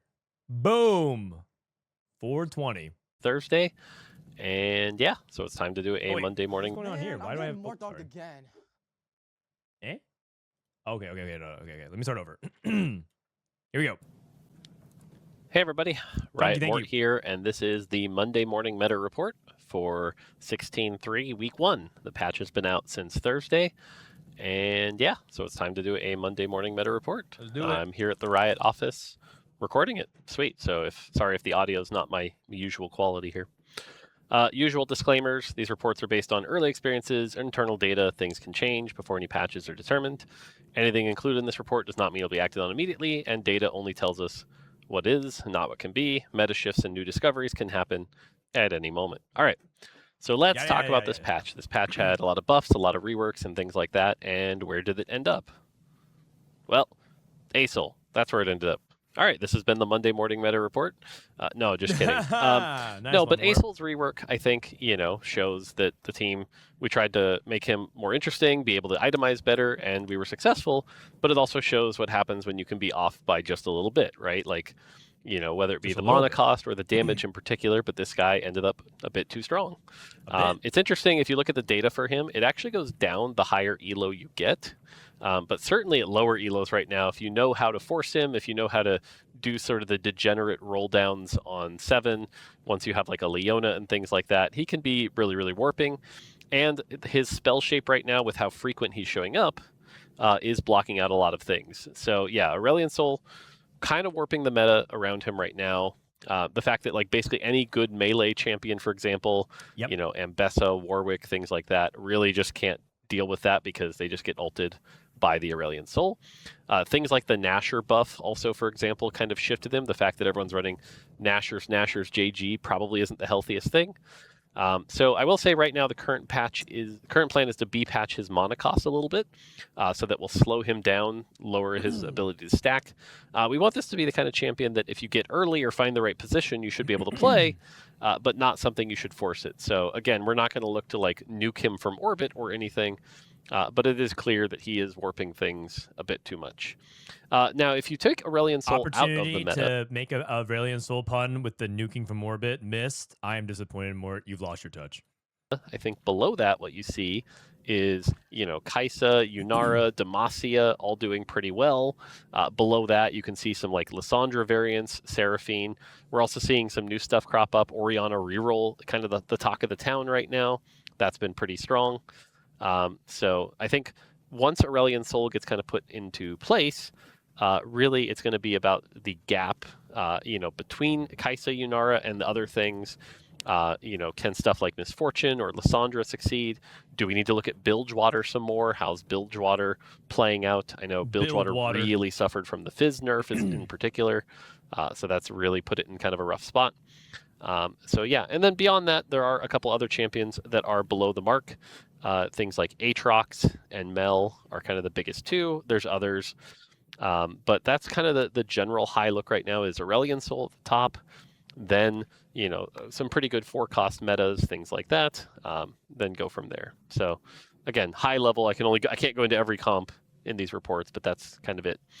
I generally agree. I think I was saying this during the pro scrims, and I think I said it like 1 or 2 times as well over the past couple of days, but I actually think the patch outside of ASOL is pretty decent. I think we just saw a lot of 4-cost play around it. It could be that, Orianna reroll is not being played enough. It could be that's very oppressive if it's strong. The stats on it look really good, but there's also people that say like the stats on Warwick look really good, and I'm not entirely convinced Warwick is an S tier line. I think it looks solid when you have the spot for it, but that's you have to remember that stats look good.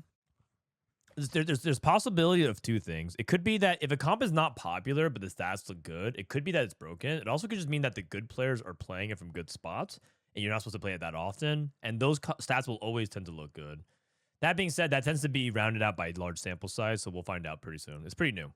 One thing I did want to talk about that I think should probably be a focus for next patch is 3 costs. Right now we are seeing 1 costs have their place, whether that be Sona or Viego Hero. There's a couple there that are doing okay. We're seeing some 2 costs do well, Echo and Yasuo, for example. Once Aurelion Sol's out of the way, they suffer because they can't do well into Aurelion Sol, but they're in a decent spot. We're seeing Orianna do well. There's even some Bard variants, although Bard could actually use a little love as well. And then obviously 4 costs are doing well. Kaisa, Yunara, as we said, Lux, things like that. Really, it feels like 3 costs right now are kind of the space that not a lot of people are investing in.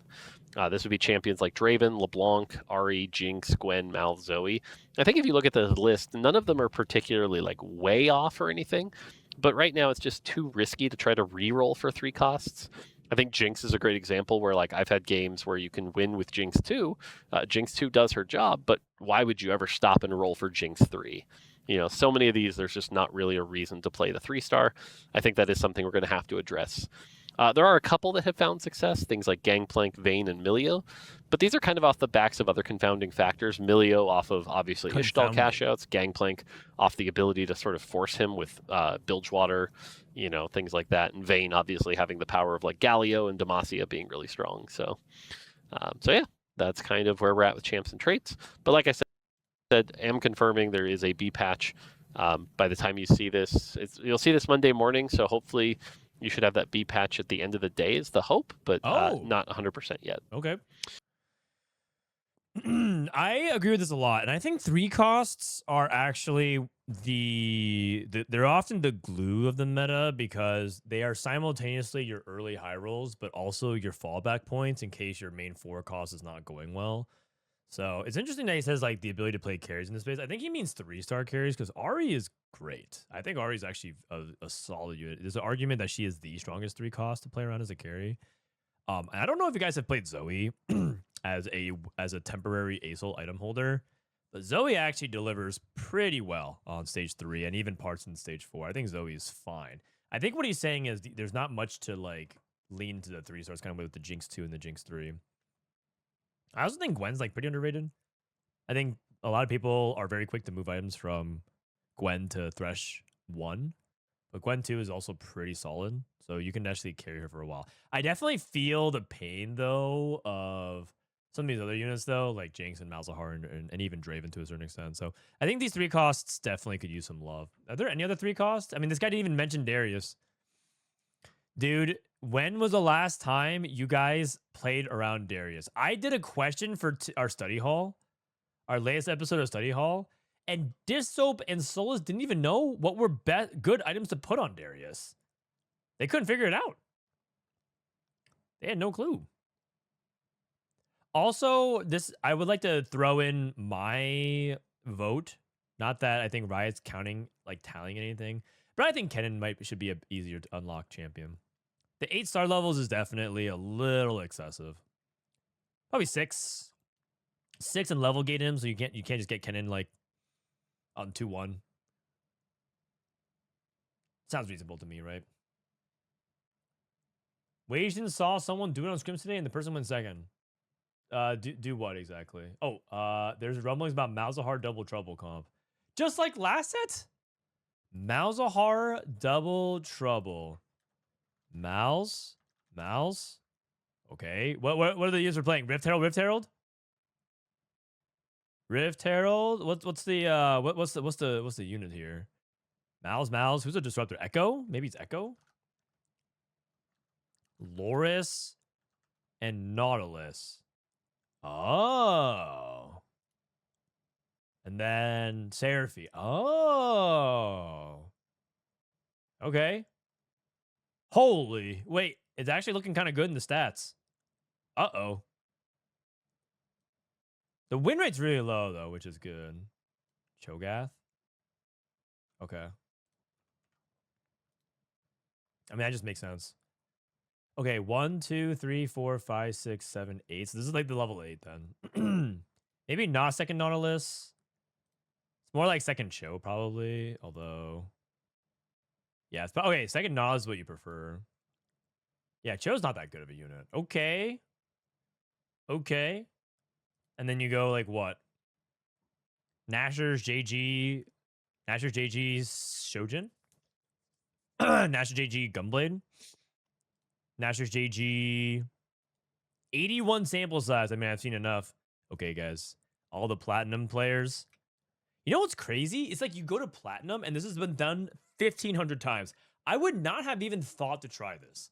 It's crazy, man. This is why we need you. Don't let the high elo players discourage you guys. You guys are the true chefs. Thank you.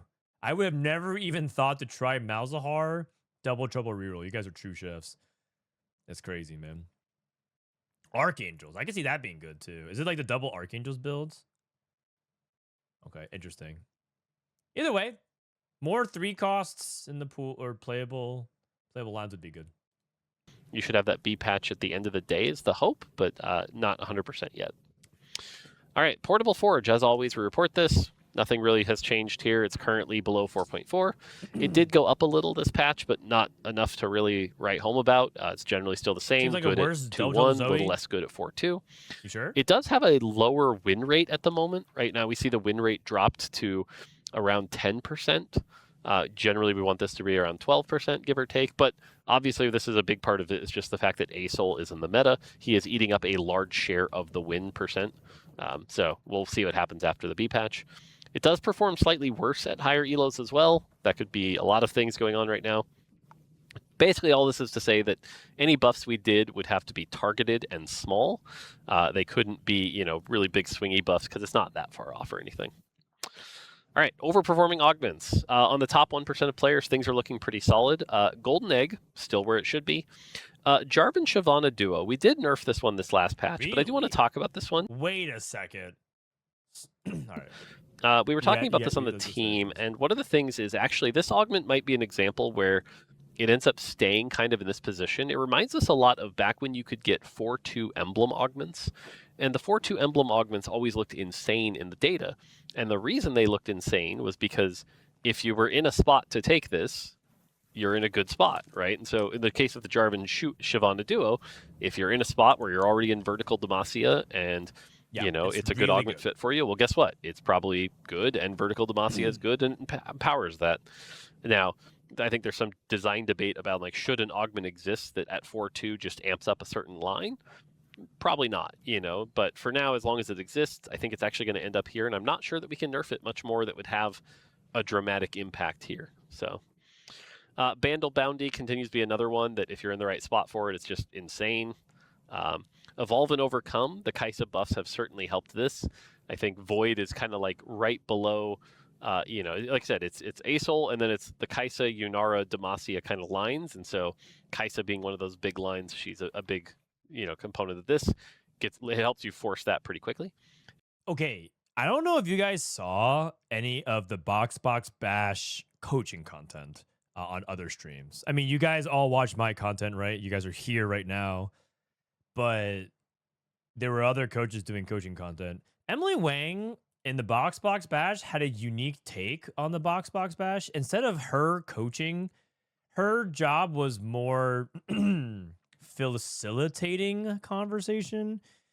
And what I mean by that is she actually hired other coaches to coach her team and to coach her.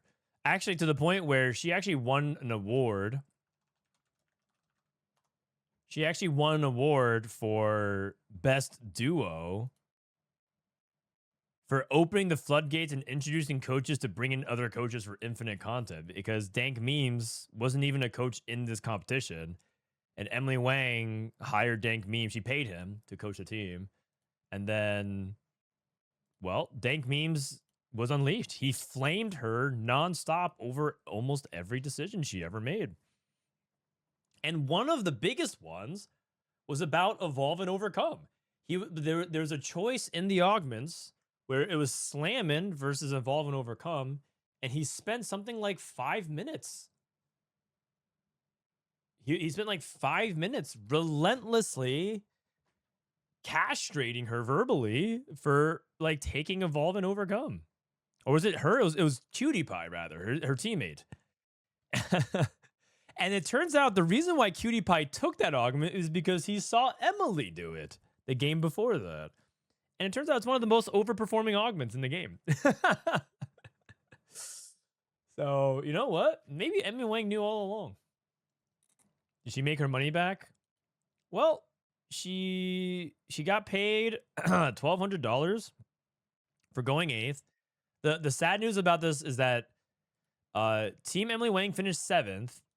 But Team Boxbox challenged them to a 4v4, and they said the winner of this will get 7th place, and the loser of this 4v4 goes 8th place. And Team Emilyywang lost a 4v4, so she actually went 8th.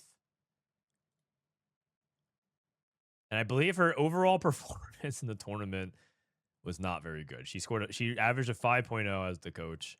I'm pretty sure part of it though is because she's playing with some content folks, and it's kind of hard to concentrate when you're in for fun mode. So all is it to say, you guys be like, man, Frodan, you're just going in on Emily. I'm defending her. Emilyywang was right. Hashtag Wang was right. Evolve and overcome. Top 1% of players. Top 1% of players. Someone screenshot and send it to Dankmemes. Expected unexpectedness, always good. Cosmic Calling turns out when you can force, one of the best champs in the game, it's a pretty good augment. Early Learning has actually risen up in the top 1%, so it kind of shows, as much as I've been touting that Sona is the line for one costs, the fact that Early Learning amplifies her so much might be a problem. Hopefully we can get some other one cost to be there, and it might, who knows, maybe Sona healing has to go down ever so slightly. The last interesting one here. Hold on. So WL dropped the clip. I'm hoping this is not too loud. So I'm gonna go half volume here. No matter how bad it might be. And also, I mean, from this spot, I'm not winning, right? So, like, or actually, maybe I could. From this spot, you're not winning. How? How do you know you're not winning? You have 2 items slammed over the lobby. You have an upgraded front line, and you have the strongest backline in the game on stage 2 Ahri. If this spot cannot win, what spot can win? You need Ahri 3 on this board to win? No, but like, what if you get like items that like no damage items? Like, are you actually winning? Okay. What if you load into the game and every single unit in your shop is an Anivia? What do you do? Just FF the game. Like. And then she clicks worth the wait. If your evaluation of this spot is that you cannot win the game, then I really don't know what openers you would have to like think you can win. Because to me, this is like one of the strongest openers in the game. I think Salvage Bin or Pathfinder is completely reasonable here. It's very reasonable here. But what Emily? So Emily clicked an augment that he's like, why would you click this augment? You can just play for a win streak. And Emily's like, I don't know if I can play for a win streak. And then Dankmemes is like, if this can't win streak, then what can? Right? So that's what he's asking. There's no reason to like flip the game and worth the wait. You click worth the wait. Worth the wait also got buffed, and then you just have a clear. It got buffed. You get one more copy of the champion the entire game. You get worth the wait, and you get Briar. What's the game plan? You take worth the wait. You get Briar. What's the game plan? You get Kiana. What the fuck do? You FF on the spot. I'm pretty sure you literally got the 1 out of 14 best one cost in the game, Sona, in this spot. She got Sona. And that one is also so far above every other one cost in this spot that it is by the grace of God that you were even able to play this game, by the way. By the grace of God, you were able to play this is the content, right? So he's just lambasting her overall decision making. Anyways, that was a pretty funny. I actually watched that entire stream. It's been a while since I sat down and watched the stream for like through its entirety, because I usually watch for like 15 minutes and go do something else and then come back because I'm busy. That was some premium content. If you enjoy that type of stuff, that's not for everybody. Some people don't like that kind of coaching. Some people don't, want to hear the disappointed / angry Asian dad type of stuff. It might actually trigger some people, but it was pretty funny to me, at least. Anyways, Evolve and Overcome, apparently pretty good. Talk about is Glass Cannon. Pretty surprised to see this one rise up. This might just be, turns out, on Aurelion Soul. Glass Cannon is really good. Could be lack of backline. Yeah, he's just like Gordon that. Ramsay. Lack of backline assassins. With Fizz out of the way, Glass Cannon looks really good. But interesting to see that one performing well right now. I'll be curious post ASOL nerfs if this is still true. My guess is no, but we'll see. Bottom 90% players, nothing too major. I do want to call out Red to me is like, whew, these look pretty insane. So if you're in lower elo, Silco's Revenge and Jarvan Shyvana continue to be really good top 4 augments. Damn. Silco's Revenge, I think, is the more interesting one. I talked about it last meta report, but it doesn't have a great win rate. But if you want a top 4 and you're low elo, you should consider taking this and play around Zon. It's really good. Cosmic Calling, Demacia Forever, Viego Hero Augment, Expected Unexpectedness, all these things. I think the only other interesting thing here is Zehen has finally started to perform pretty well, and Going Long, despite the revert nerf, is actually still doing well in lower elos. Talking about on the underperforming side, not a lot of shifts here, actually. Dummify, Double Trouble, Wild Growth, despite getting a buff, didn't really move. Trifecta 1 and 2, I just talked about 3 costs. It's because Wild Growth still suffers from the same problem with Yordle, which is Fizz got nerfed. The fact that 3 costs aren't really aligned right now. It's not like this augment is understated or anything. Chaos Magic, Golemify, Rumble Hero Augment. Ishtal, we've always talked about this one. This is where it's going to be. We are not buffing Ishtal Expeditionist. This is where it's supposed to be. I think kind of the disappointments for me here is aura farming got a pretty big buff, but it didn't really move the needle much. Aura farming still kind of stinks, which is really unfortunate. So I'd love to see if we can find a way to get this one playable. Secrets of the Sand being the other one. I'm pretty surprised to see this drop off quite as hard as it did. So that's pretty disappointing. So hopefully we can do something there. Hopefully it's meta related. But seeing Secrets of the Sand this low is really kind of unfortunate. So. And then Recombobulator and Flexible. Flexible being this low when emblems are good is also not a great sign. So hopefully next patch we can get some of those. And then bottom 90%, this is about what you'd expect. Ishtal Expeditionist, Dummify, Cooking Pot, Win Out, Alawi Hero Augment, Recombobulator, Trait Tree, Flexible. Absolutely terrible this patch. Hunt. Don't click this. Trait Tree being bottom 90% right now shows kind of the difficulty of playing around those emblems. And then finally, known bugs. Pretty much all the same ones that we haven't been able to fix. The only new one here is that we did fix an issue with Darius's execute, but then we found a different issue. So there is I believe what we've seen now is if he goes to execute and the target dies while he's trying to execute, it can put him in a weird state where he's not stuck forever, but he like loses a second or two. Either way, there's some work to do around Darius still.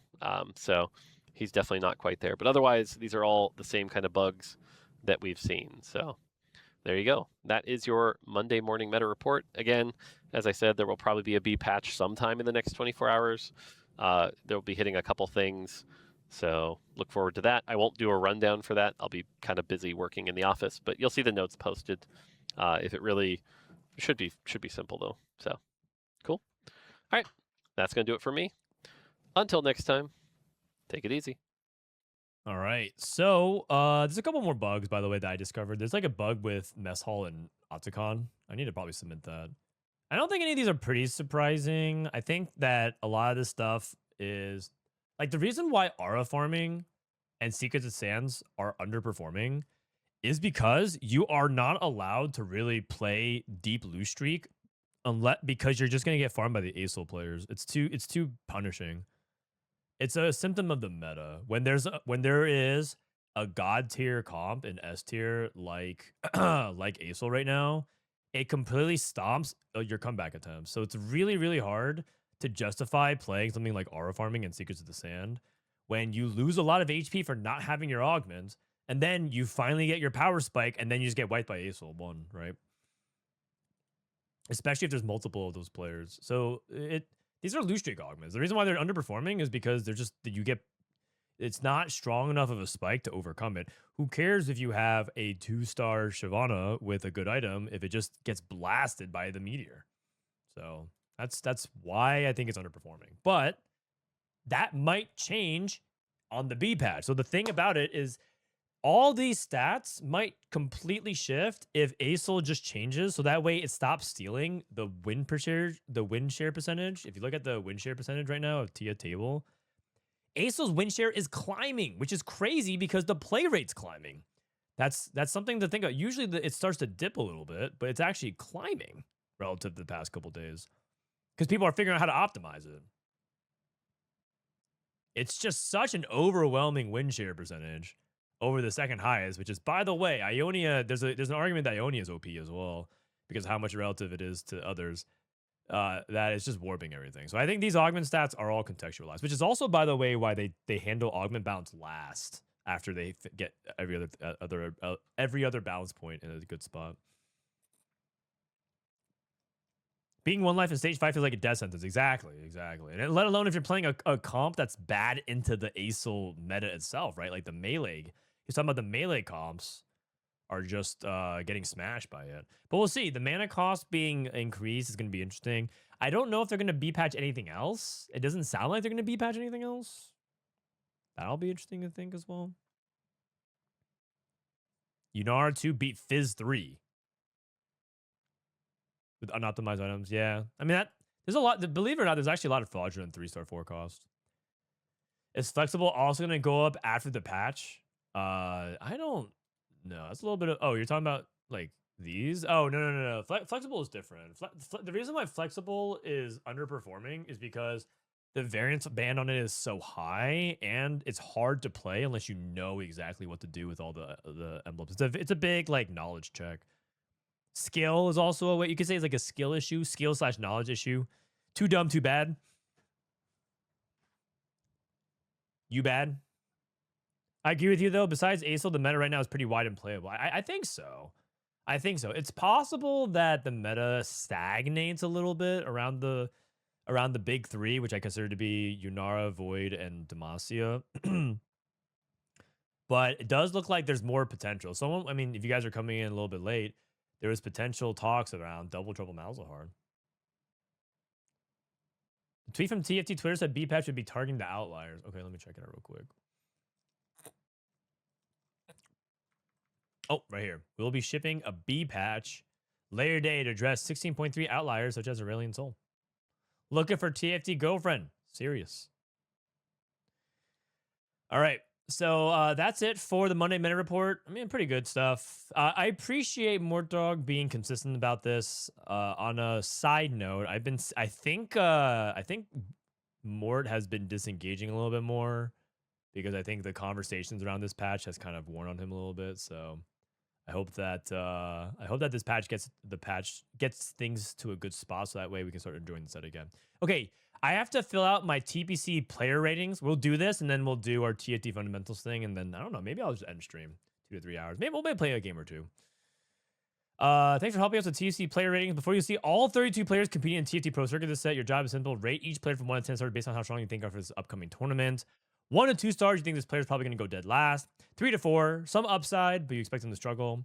5 to 6, solid, competitive, could place well. 7 to 8, legit threat, someone can make a deep run. And 9 to 10, you absolutely see this player taking the whole thing. I think relative to the TPC base. This is opinion based. There's no wrong answers. I'll be using them in aggregate. Okay, so my username is Frodan. JD Zelensky. Let's take a look at his profile. JD Zelensky. This guy's at a 3.8. Okay, solid. I mean, looks like he's not crushing it on ladder. I'll give him like a 5, I guess. 4, solid. I can see JD doing well. David, I think, showed exactly his struggles. I think the thing about David is that he has good moments, but he has some really bad moments. I think he just throws games or picks like he's on the wrong line. He's decently ranked though.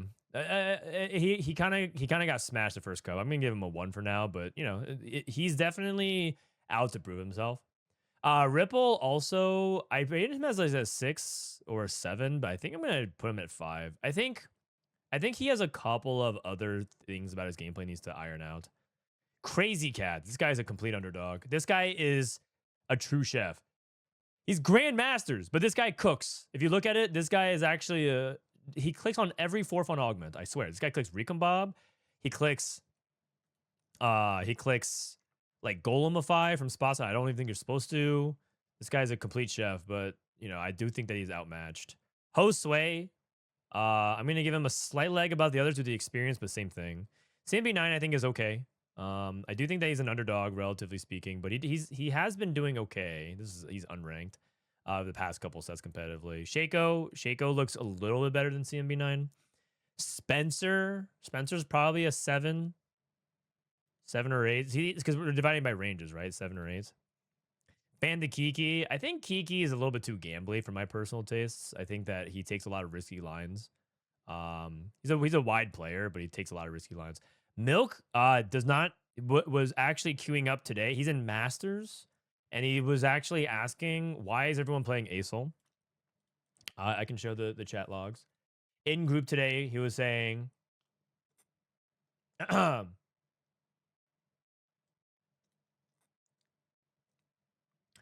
just started playing. Is it normal to lose to Acel 1 in Masters? And Milk went 4th with Kaisa. So I'm giving Milk a 2. The thing is, Milk is never truly like a 1, but I just don't expect him to be competitive. I just don't think he's really trying. I also think that he is going to get relegated, and it's not going to be surprising at all.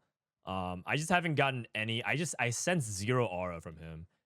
He's like, yeah, the difference between him and someone else that's also in influencer mode is that I don't think Milk wants to turn it on anymore. It wouldn't surprise me if Milk is actually going to exit the pro scene outside of EWC 4v4. But we'll see. Maybe he'll buy motivation again. Robin, I think rating him anything less than a 7 or 8, I think is disrespectful. And I think he's going to lock him for the patch. Darth, I think, has proven himself to be somewhere around here. Cambulee, I think, is going to be a solid 7 or 8 as well. Usually makes it to day 3. Usually good AVP. I'm going to give him an 8 just because I still favor his recent results. Prestivent, I think, is going to be as well around this range. Boxbox has been doing pretty well on ladder. I think he's starting to be underrated. I kind of give him like that 6 to 7 range. He does have a couple. The thing about Basso is that he's in contention to like make the final lobby at times, and I think by his own admission sometimes makes like a huge blunder. So if he can just like iron those out, he'll be in a good spot. Lumen's pretty good. I think he kind of has trouble translating his tournament results to his ladder results to tournament, but I think he is a player that you shouldn't be surprised do well. Ki-Yoon, I mean, he's in Grandmasters. There's an image tweeted out by UJelly. UJelly tweeted out an image. Guess which one's the coach and which ones are the students? You have Hafu at 633 LP, Ki-Yoon at 602, and UJelly at 809. And then you have 473-222-1153, 35444-32757, 6888873-588. And I'm like, well, you know what? That's just ladder. And then Ki-Yoon on Scrims today also struggling a little bit. So I think Ki-Yoon has a decent chance, but I just don't know if this guy's locked in. So I'm going to go with a 4 here for Ki-Yoon. Me first or eighth. I think he's middle of the pack. Has some good moments, has some bad moments. I think he can make a decent run. Jungle Book, I think, is an underdog. I'm gonna give him a 3. I think my 3 is like a little bit biased. I think based on the results, it's probably 2, but he's pretty high on ladder right now. I think Jungle Book actually might be like ranked 3 on ladder if I remember correctly. Oh no, he's top 8. He must have gotten overtaken by a little bit, but my bias is that I think he's a little bit outmatched based on the results, but I believe in him. I think Ladder Slayer is outmatched here, unfortunately, but we'll see how much he can improve. And any of these players are capable of making a good run. Babzera, I think, is somewhere around 3 to 4. Michael's around 5 to 6. I'm going to give him a 6. Dehua, I think, is a 3 to a 4. I'm going to give him a 3. Waging to 10. He's one of the favorites.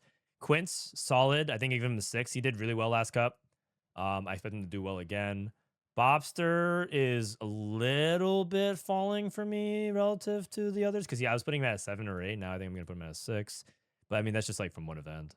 Pocky I think this is a good set for Pocky. I think 6 is very reasonable. Remember, 6 is like they should do solid. Setsuko's a 9. I'm curious how motivated Setsuko is. I just think that I don't think he's like the true favorite, but it wouldn't surprise me if he like also won. I think he's kind of going through his like, I'm just going to play a bunch of solo queue. But I just think in general, this set is like very good for him. So 9 or a 10. I feel like anything less than 9 is like just you're not paying attention. But I guess I should just I'll give him a 9 for now. Marcel, 7. Tunington, I think a 3. Definitely shows some good chops making a couple final lobbies. I think 3 is a little bit low. He actually made final lobby last TPC. And he also did well in the one before that. So I think Tunington probably a 4. I could even see him go 5. Disop 10 and Soju. Is Soju gonna lock in? I'm kind of worried about his motivation these days. What is Soju? While 1 is real, it's kind of mean. I mean, if you want to be taken seriously in terms of your analysis, you can't worry about their feelings.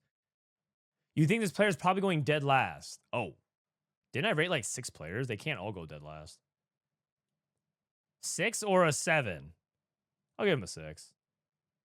Oh, no, wait. This guy made another final... Wait, this guy has made 4 final lobbies in a row? A legit threat? Someone to make a deep run. Well, I mean 7 then. 8? 7? Okay, if the patch is good, Soju's an 8. If the patch is good, because I think the 4-cost line stuff, Soju's like quite good. I just don't think the problem with Soju is I just don't think he has shown like in final lobby he's literally averaging like a 5.5 or something like that. But he can make final lobby for sure. I mean 8's pretty good.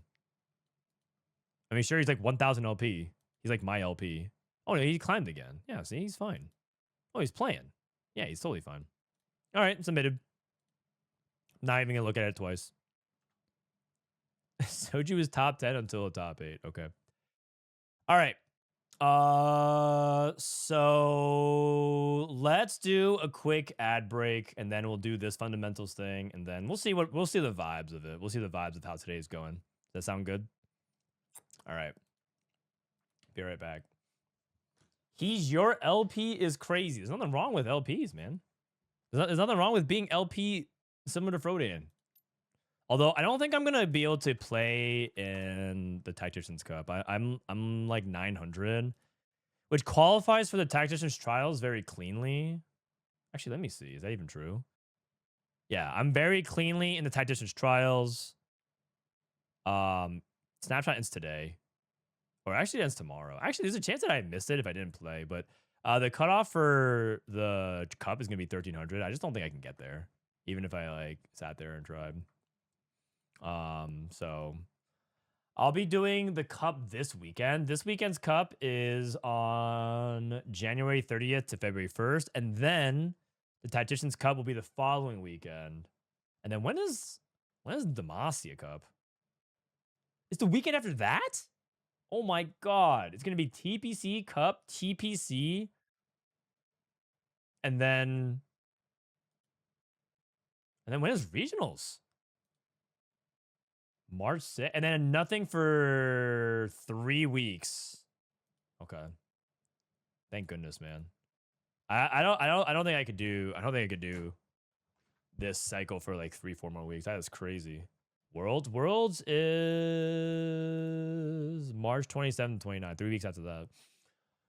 Okay, so they finally get a breather, and then 3 weeks, and then 3 weeks. Apparently, Greg in his Discord didn't know Trials was this weekend.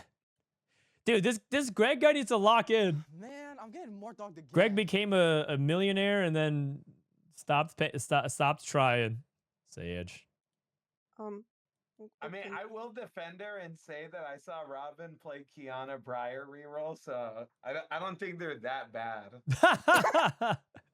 I like Cutie Pie, man. Cutie Pie, is just so fun. He has good vibes.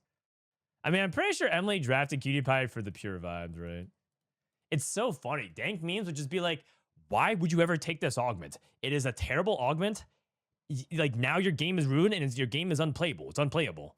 And then Cutie Pie would be like, dude, I don't know. I was just so lost, man. I had no clue what the fuck I was doing. So I just clicked this because I thought, Belt Overflow, how bad could that be? And Dankmemes just continues to rail into him verbally. It's just like costing him. And then Cutie Pie's like, yeah, it was not very good. Oh, so funny. All right. We need to watch the AP Volibear incident. The AP Volibear incident? Oh my goodness. Here we go. The AP Volibear incident. I mean, I have no fucking idea what items to make here that go on a Volibear that do anything. Because I imagine itemizing the other tanks is 0 value. Oh, Jewel Gauntlet. By the way, this is the Volibear that tilted me. Oh my god! I saw this Volibear and I wanted to die. I mean, I have no fucking idea what items I was supposed to make there. I don't know if there was even like a good combination of items that do anything. Okay, I'll give you a simple explanation. Okay, what stat is the best stat on Volibear, do you think? And what stats do you think a Volibear is Trick 2G Volibear. I think it's HP, right? Yeah, okay, I think HP and maybe like some damage, right? Yeah. To that extent, to that looking back at this, extent. do you think that there are better? Do you see like better items you could possibly make here, knowing that it does best with HP and some damage? I mean, he's actually trying to be helpful, by the way. Dankmemes is actually trying to be helpful. Like, he scales with AD and HP. Are there items that you think that you could get on Volibear that would help him with that? It's probably gonna be Hodge and I don't know, Visage or something. Maybe move Warmogs off of him. He actually tried. Okay, guys. Actually, let me real quick fix one thing. I know that I said there's an ad break, but I want to fix one thing about this because I said that there's an image that I wanted. Where's my Giazzo? Okay, here are the patch notes. for 16.3. Oh, wow. It's actually, whoa, it's actually a big B patch. Aurelion Sol has been the clear winner of 16.3. We're adjusting his mana cost to prevent his stacks from ramping up too quickly. Mel and Aatrox are struggling to find relevance since the release. We hope these changes push them to be value adds to your late game comp. Orianna shielding down. Okay, I actually think Orianna nerf is a really big deal. That is, or it's a really good catch, rather. Nice job. Fizz getting buffed. MF getting buffed. Oh, wow. Oh, they're nerfing her wave damage and increasing her base. Okay, so she's gonna actually be a better primary carry then, because she'll do more single target damage. Okay, so she's less AoE and more single target. That's hard. It's hard for me to understand how strong that is, but it looks big. Aatrox getting buffed. Aurelion Sol nerfed by 10 mana. Mel getting a 30 mana buff. Remember, Mel actually hits hard if she can cast. She doesn't cast very quickly, though. And her orb is getting a big buff. Oh my god, it's a Mel meta. Some combinations of items and emblems, or emblems and units, can feel out of control with the right setup. We're taking a balance past some of our emblems to make sure they roughly have 3 components of power. 250 to 150. 25 to 15 on Demacian emblem. So Demacian emblem nerf, Bruiser emblem nerf, Disruptor nerf. Wow, that's really big. Invoker emblem nerf, Juggernaut nerf, and Quick Trigger. These are actually stuff that's okay. Well, this is actually like a really big reason why Trait Tracker or Trait Tree is so good. Bug fixes. Poison Pals augment correctly disabled. Fix some cases where nearly would cause enemies to switch target inadvertently. Oh, that's a really big nerf as well. Because that ended up, it was causing so many frontliners to bug. Okay. So then the question is, when is this patch coming out? Is it coming out later today? Correctly disabled. The patch notes are live on the website. It's not live yet. Can you explain, is this MF changes good or bad or what? MF struggles to do any meaningful damage to primary tanks. It only succeeds by slowly doing a bunch of damage to the itemless units and eventually the backline. Her damage meters look good, but she's not actually doing anything important to help you win the fight. This changes amps to damage to the main target a lot, so she might actually be able to threaten a Garen and a Herald. This the actual wave damage is unchanged. Just have to change the percent to be base off. It's just a buff. Okay. That actually means that you could probably play MF Warwick now. MF Warwick seems like it could be really strong because you have Jinx, Vi, Warwick, MF. Plus, I mean, probably just +2s on and then Quick Trigger. Maybe Bildgewater Warwick is a thing too. Who knows? When is it out? I have no clue. Failed to launch. My League of Legends is it's not working. League of Legends. Oh, I think that was my Torment Realm is why. Let me log out. I mean, if it's not working, that's okay. I didn't want to do that longer stream today anyways. Riot client. Okay. Log back in. I'm interested to see how she performs in a 3-build setup. MF? I mean, 3 builds, maybe it's okay. Maybe you buy some stats for her. Maybe you just buy some cheap upgrades. Maybe you toggle to 5 to see if you can get MF2. So on and so forth.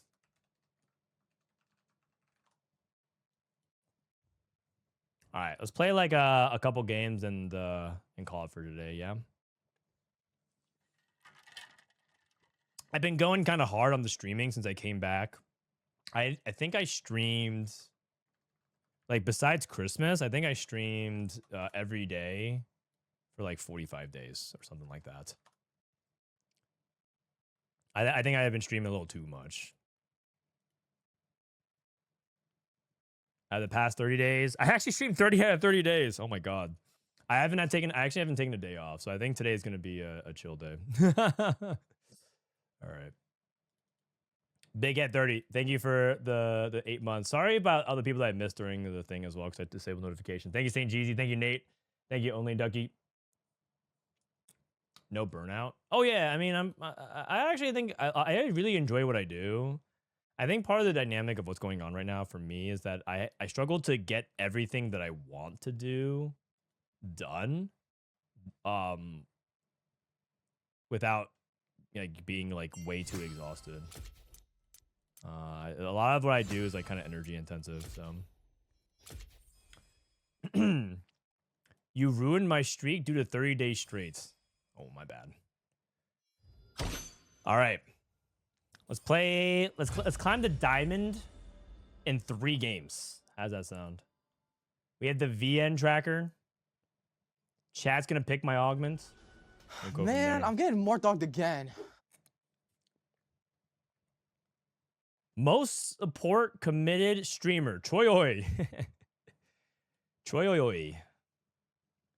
Don't you dare surpass me. What? What rank are you right now? Also, can I get like a better Little Legend skin?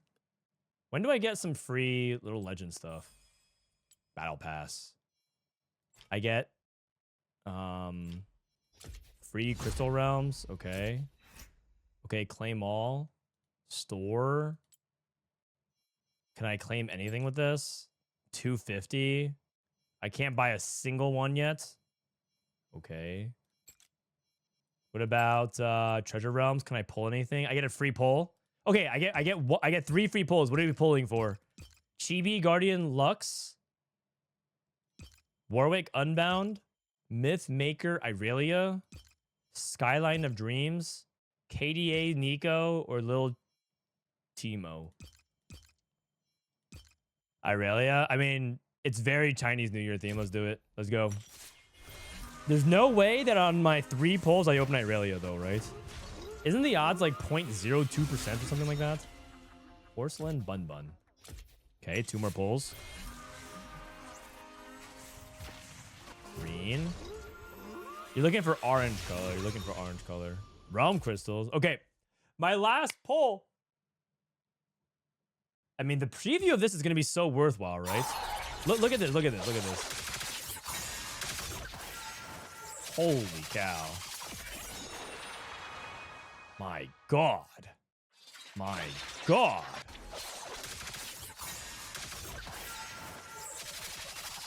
It's so cool.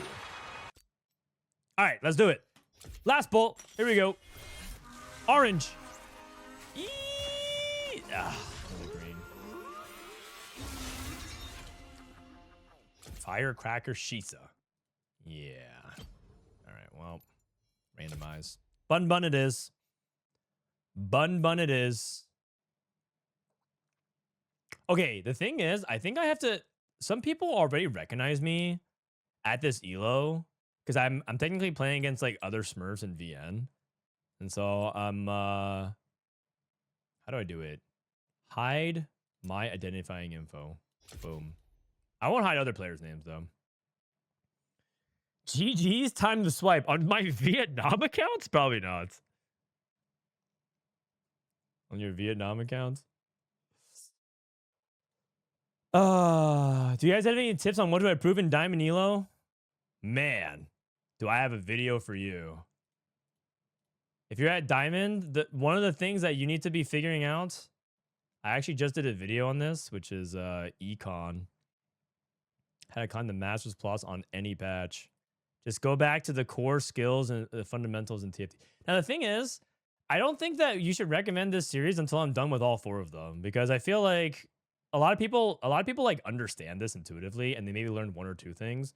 But I'm pretty sure the most important thing is like you learn these 3 concepts and then you do this. Like you put it all together. Like this is like the real way to tie it all together, which is like your meta read and your line selection, because that determines most of your AVP. But like this will determine whether or not you actually can execute on it. But I think I'll probably finish the series by the end of the set. I think I can do items probably next week, and then I'll try to see if I can get augments done after that. Actually, Weijin just did one on augments, so you know what? I might just yoink a lot of concepts from him, and just like so maybe I can do it very soon. I don't know if you guys saw, but Weijin did like a how to correctly choose the augments, and it's very basic as well. It's a very basic video, but it's a good video nonetheless. Why you're choosing the wrong augments in TFT? It's like very similar. Like a lot of the things I wrote down for my notes is very similar to what he wrote, which is the TLDR is choose the augment that's good for your position. but you know, he goes into like a light version of that. And then the last one will be just like the meta read stuff. So let me know if you need help. Thank you, Manda. Appreciate you. When will there be a B patch? No one knows. So I'm playing on Vietnam because I just don't really want to play on my main while B patch is like in a couple hours. Sox also has a similar series. Yeah, the thing is, Sox's series is like kind of like from a long time ago, and a lot of things have changed since then. But yeah, I'm actually really happy Weijin is doing well because I think TFT in general just needs more content besides gameplay stuff. And I know that I used to do a lot of YouTube guides. Like I did like way more than I do now. But part of it is because these days now I have more obligations than before. This was before I became a dad. This is before I started TFT Academy. And it's before I started doing other stuff like work on the overlay. So I've just been super busy. But I'm glad I'm glad other people like Weijin, like Upset Max is doing content as well. He basically does like content as well to help you learn. Brosef, right? Brosef, TFT is doing it. Like these are the up and coming new wave of TFT creators that you guys should all sub and follow, because I won't always be able to do YouTube content because of my obligations, but this is like their primary source of income, so you should support them. I mean, obviously watch my stuff too. It's up to all of us. I wonder who might like to Arzo, I haven't watched much of Arzo's content, but if you vouch for it, I'll definitely check it out if I get a chance. Oh my God, Frodan! Wait, what? Love you from Fien. How do they know? I thought I'm on streamer mode. What the heck? Oi, oi, oi!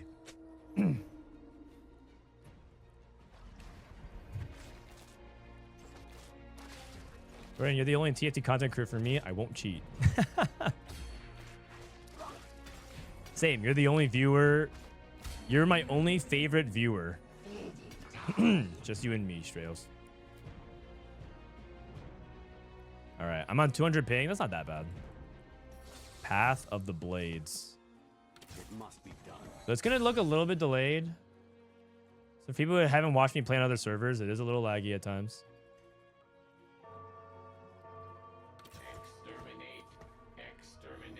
It is a little laggy at times. It's my void. Adrenaline modules, spines. It's gonna take some adjustments. I think I'm okay with this. Void. I mean, Path of Blades is not particularly amazing, but at least it's some direction to play around. Play around adrenaline modules early. I'm thinking about holding Shinzao and Blitz. We'll see. Stream Sniper. Guys, I think the Twitch poll stuff isn't working, so you're just gonna have to spam what you want me to pick off of my augments in chat. Is Acel that broken? Acel is pretty broken, yeah, I would say.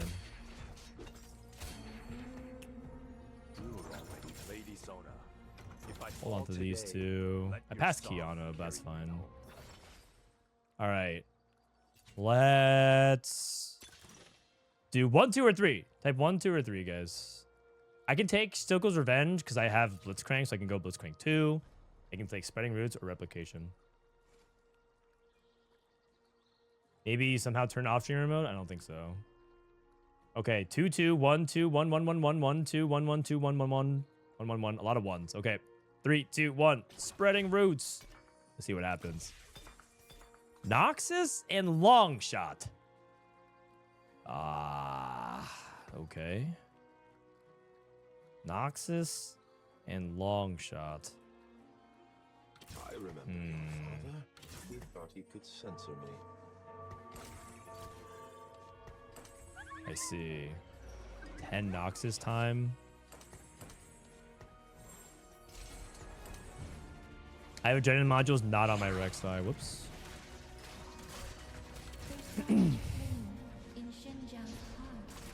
Is there a long shot that connects to Noxus pretty well? I don't think so, right? It's a great Kaisa game. Well, I do know what you mean. If you play around Noxus, if you play around Noxus, you can just play like Swain. You can probably play around Swain plus like Scion. I'm probably gonna sell this Ionia then. Unless I want to play, let's see, sell Sona. I don't think it's worth trying to play this Longshot here. Let me bench this. Next, I can hold these units. Probably sell Jin, Shin's out. I don't think I'm playing Ionia.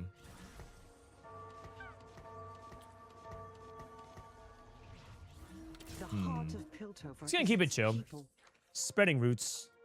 Make my econ.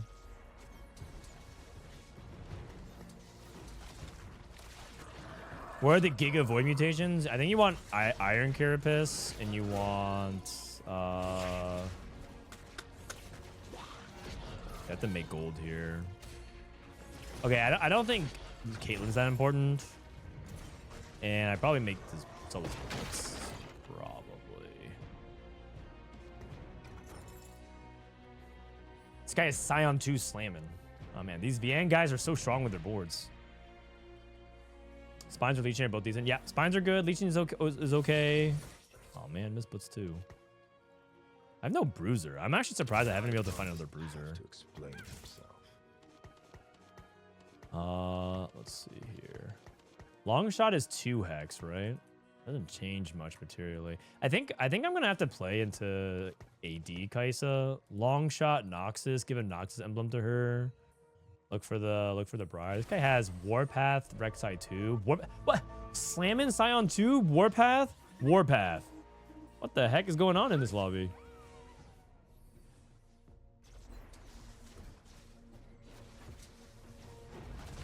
Is Void Grub the weakest one? Royal Husk? Yeah, Royal Husk is not that good. The problem is that I have Royal Husk on 4, which is not that great. But maybe I can figure something out.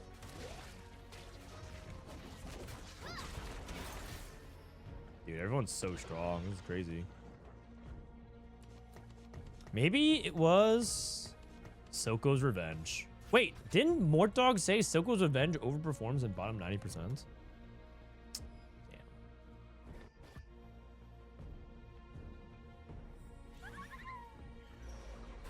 I'm gonna take sword here probably if I can. Probably not worth the Malzahar. Is there any reason to take Cho'Gath here? I'm not Cho'Gath paired. I'm gonna take IE. Oh wait, I'm playing Adrenaline modules? Oh. Wait, I think I have True Whist, you guys. I'm pretty sure my I'm pretty sure my modules are really bad for Kaisa. Yikes. Well, that's gonna be bad. Sell. Can I actually win 2 here? Maybe. I'll Longshot Briar. I'll Adrenaline here. I'll Noxus here. 2 out of 3 Arcanists. I'll let my hands do the talking. I'm also like willing to reforge these emblems if I have to. This is the other Warpath player. He's level 4. Dude. Holy cow.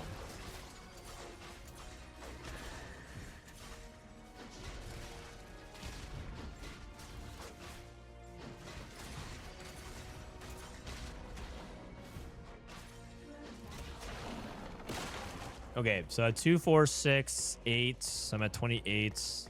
Who do we appreciate?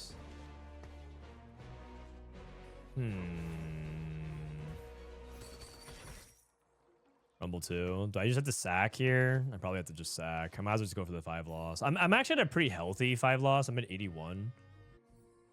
This person's playing Leona 2 into Acel. Okay. Okay.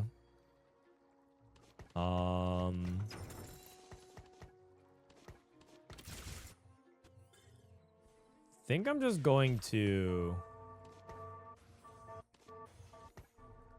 slightly misposition against this guy.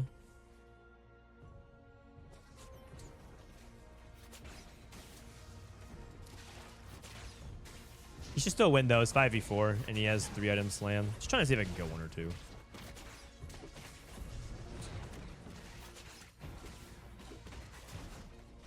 Oh god, I didn't actually kill anything. Oops.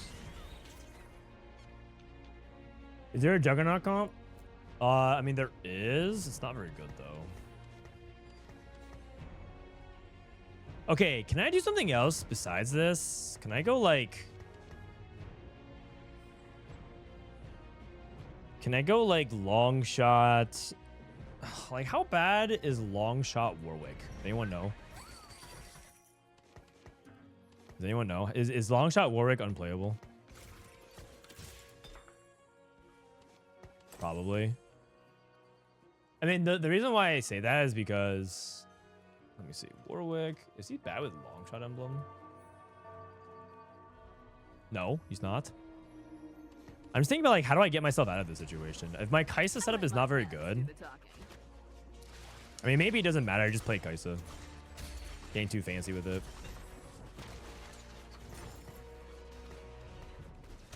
You just gotta get Ziggs. Okay. Stage 2 Ziggs. Wow, these are a heavy focus on AD.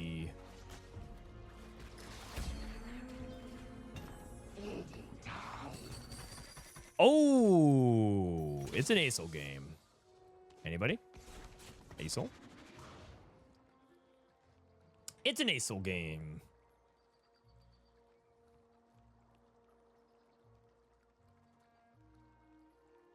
So let's say I go Longshot Emblem. How bad would it be to go like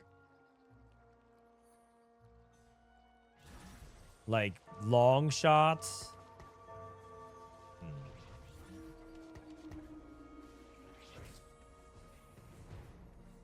I have Mundo right here. It's probably Mundo over Echo. I have so much going on here. Probably sell Echo. The issue is that I think what makes it really strong is 5 Zon. So I don't want to hold on to all this, but because it costs me econ, but.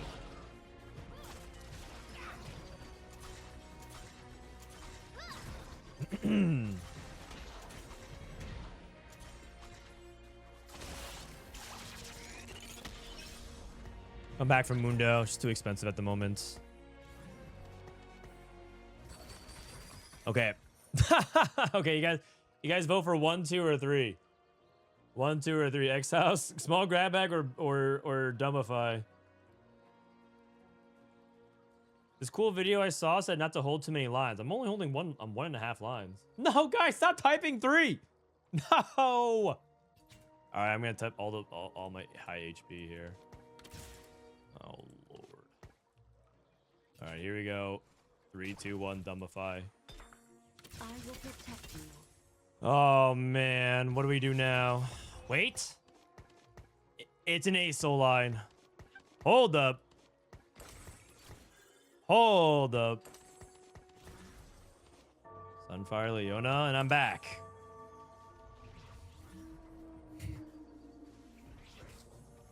Well. So I have a question. How am I supposed to get to level 7 and get to Kaisa if I have no econ because I played Dummify?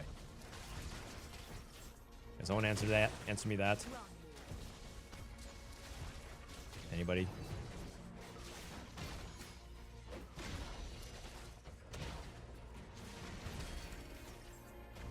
Okay, dummy tank the Kaisa. I like it. This guy already has Tarek, by the way. 55.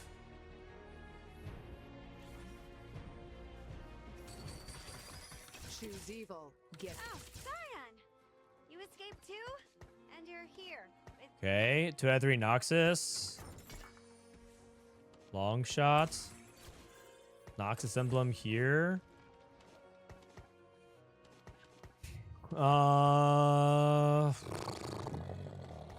Okay. is it IE? Man, I'm really not sure. I think I have to do something. It'd be like IE even shroud.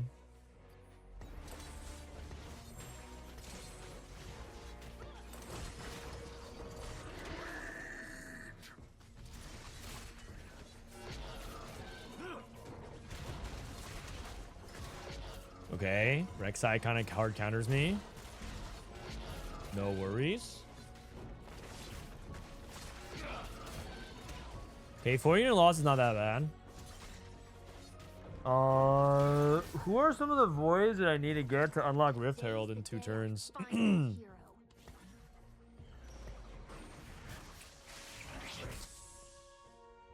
A pan? Wait a second. I think Swain is also quite good. So I have Shojin IE, and I have Swain. Okay. okay. I think I'm back.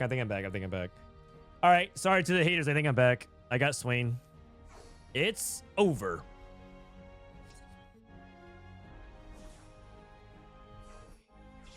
It might be over.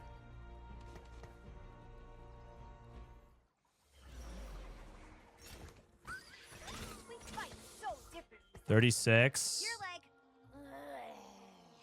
and I'm like, Num num num num num num num num num num num num num num. 4 Noxus. Can play for 3. 3 Juggernaut, 3 Demacia, 3 Noxus. I'll just play this. It's all good. 4 Noxus ain't bad. Sword. And then I have Swain hold this. I have Kaisa.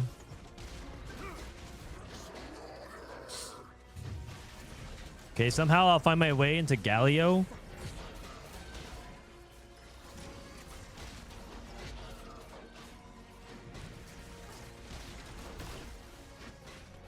Dude, this Loris keeps pushing the dummy further and further back. No. Long Galio. I don't know about that, but we'll see. And it's working out okay so far. I won this fight. I will need this. Okay, I have Kaisa. And I have Kaisa, and I can remove. Need Rift Hell to come back. Let's see. Longshot can go on Sona. Sell. This is just a random Ras Bruiser. I play Shen Pair instead. Arcanist Invoker Void. I need the Void. I need the Rift Tail to slide in here. The Rift Tail slides in here and the comp is done.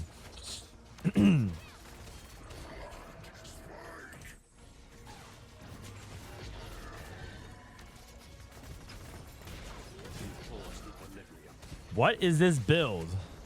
Kaisa? Noxus Kaisa? You haven't seen this on the TFT Academy tier list? It's under the paid features. Patreon only. Okay, so how long until I get Rift Herald? 2 turns? I could play 2 turns of this. I am not your pawn, Swain. So this is Lux instead. So I play Lux here. So I play Longshot Lux. And then what? Longshot Lux. And then... I can also just cut Vayne. I can also play Nico Garen. That's probably too much frontline. I think I need more backline. You have no second Void? Not yet. Not yet, but soon I will. And I have a dummy. You already had a dummy. Dummy bottom right. Good one, guys. Good one. Let me see. Wukong? Oh, I have Kog'Maw. 56. Probably cut the Demacias then. I have this, Yordle, Demacia, Ionia. I mean, I might as well just play more of this then. Sell this. Kaisa here. What items am I making here? Hold up. What items am I making here? I mean, Longshot, let me go on. I guess Poppy for now. Is it Rage Blade? That'd be Gunblade.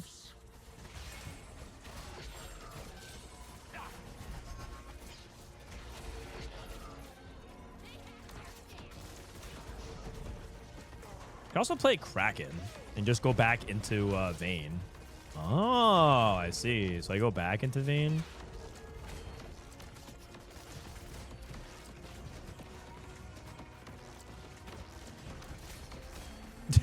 The Jinx just killed nothing, man.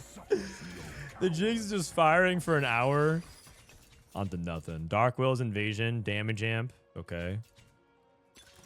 I think I need combat. I don't think I need reinforcement. Actually, I'm kind of lacking gold. Maybe reinforcement's valuable. This guy is AFK. 3 3s. Yeah, I'll take reinforcement.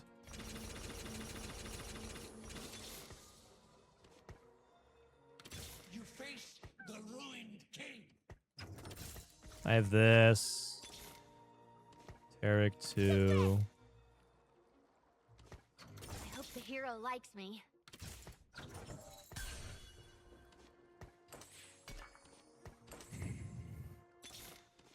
Garen 2. Our destiny still awaits us, allowing. So can I play Garen? It's only 3 Demacia Garen. It's not that good. So I think I skip. Next turn I'm gonna get Rift Herald 2, which I think is gonna be worth.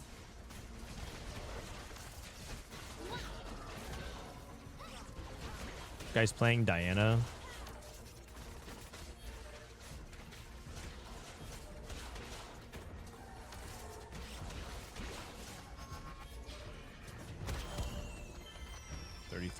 Okay. 4 Longshot. Don't you have enough frontline for now? Really? I have like all 1 star. Like my entire board is 1 star. Let's see, 2 out of 3 Demacia. I could play Set here as well. Set's fine. Could play this. Ionia, Demacia. 3 Void.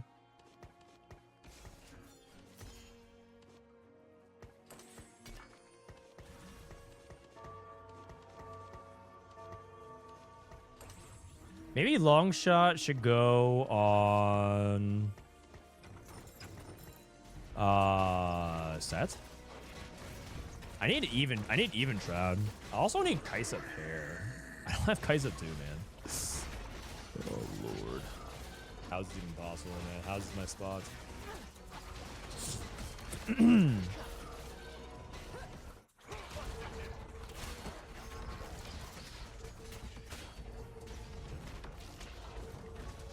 Choke Ogma? I have no damage, man. I don't have damage. If I play Choke Ogma, I have no damage. Where's my damage at? I have no Sunder.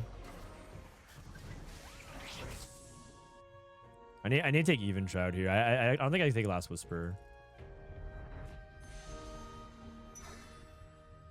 So Veigar, Warwick, Aesol, Slayers, Warwick, Aesol.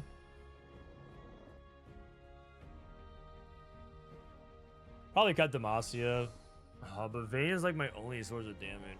Oh, what can I do besides that then?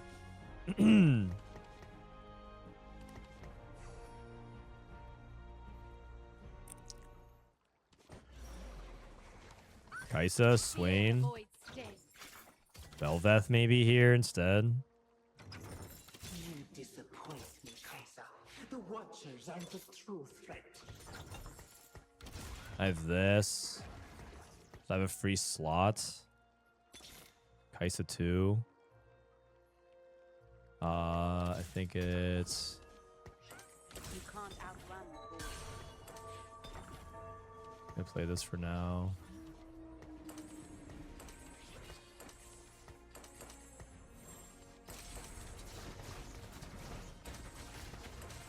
Maybe just Tarek. 5 Void, 3 Longshot. Maybe I should just play the 4th Longshot instead. That's where the vein comes in. Am I playing set still? I am playing set still. That's probably fine. So I could probably cut set. Oh, wait, I have a Lux in shop. Don't think it's Wukong. Can I sell any of these? Tarek. Tarek's like a flex spot, right? So like I could do this. And cut this. I already sold the vein. Nah. I already sold the vein. Maybe it's just 6 Void after all this. What would the 6 Void even be?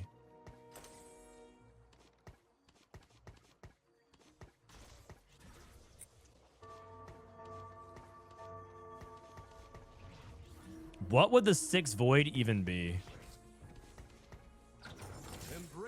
The 6 Void would be Rek'Sai Malzahar. I think I have to do something like that. Swain didn't even cast? What the heck? Crazy.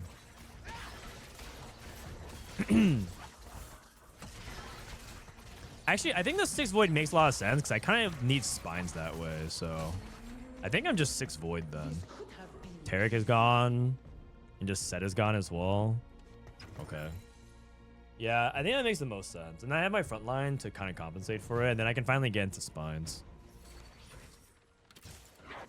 Okay. Okay, I'm feeling pretty fine then about this. So Set out. Tarek can go in temporarily. I play Belveth. I don't have a Slayer. Is there a Belveth Slayer I can play? Is there a Slayer I can activate pretty easily? Aatrox. Longshot Aatrox.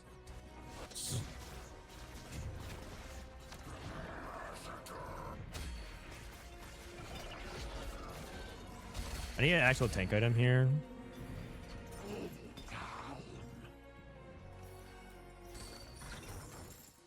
Okay. So I have this. 39. Spines. So spines here. Here. I have Steadfast. Giant Slayer is fine.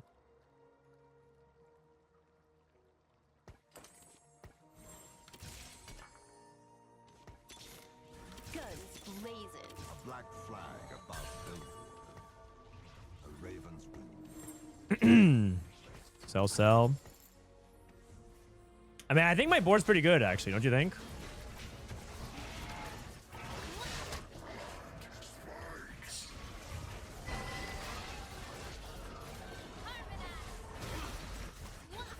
Okay, surely this Warwick who spends all of his time on this dummy loses, right?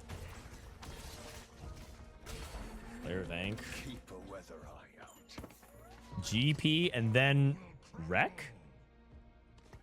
Wreck? Rek'Sai? Oh, probably not Rek'Sai. Probably not Rek'Sai. It's a pretty bad unit.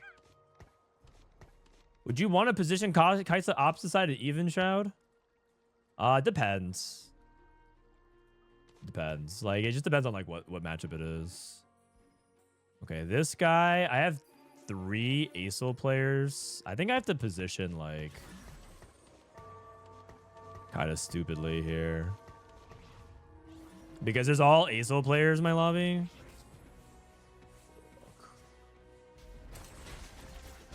Oh, no, but Warwick is actually I positioned really well into this, I think.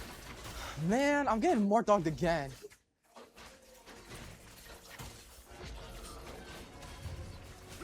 Holy cow. Hold up. Hold up. This Warwick is just fighting his demons. This Warwick's got nothing. Oh, wait. No, I was... Oh, no. Oh, my God. Wait, I actually lost that fight? I felt like I got everything I want positionally.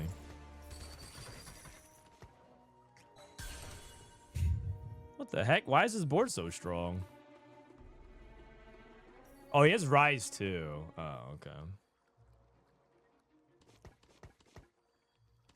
And I'm playing 6 Void. Playing some bad units. Bildgewater.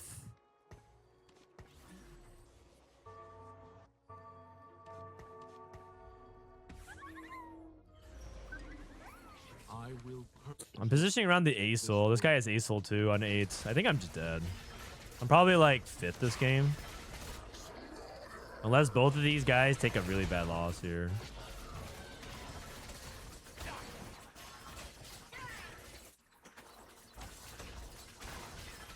Oh no, I died.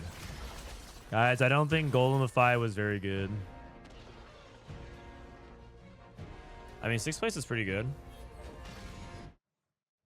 I mean, I only lost 9 LP. That's not that big a deal.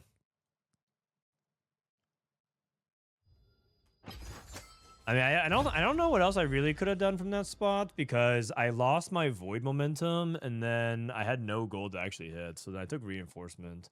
But I think overall it was a pretty decent salvage. I think that could have easily been like a 7th or 8th. I think 80 Kaisa sucks. Really? Kaisa? Shojin? IE? Really? The data suggests that it's pretty good. So why do you think it sucks? In fact, if you 426 versus what? 412. I mean, it's like the same. It's like kind of the same. What if we exclude Baron? It actually might be better for Kaisa. 4.56 versus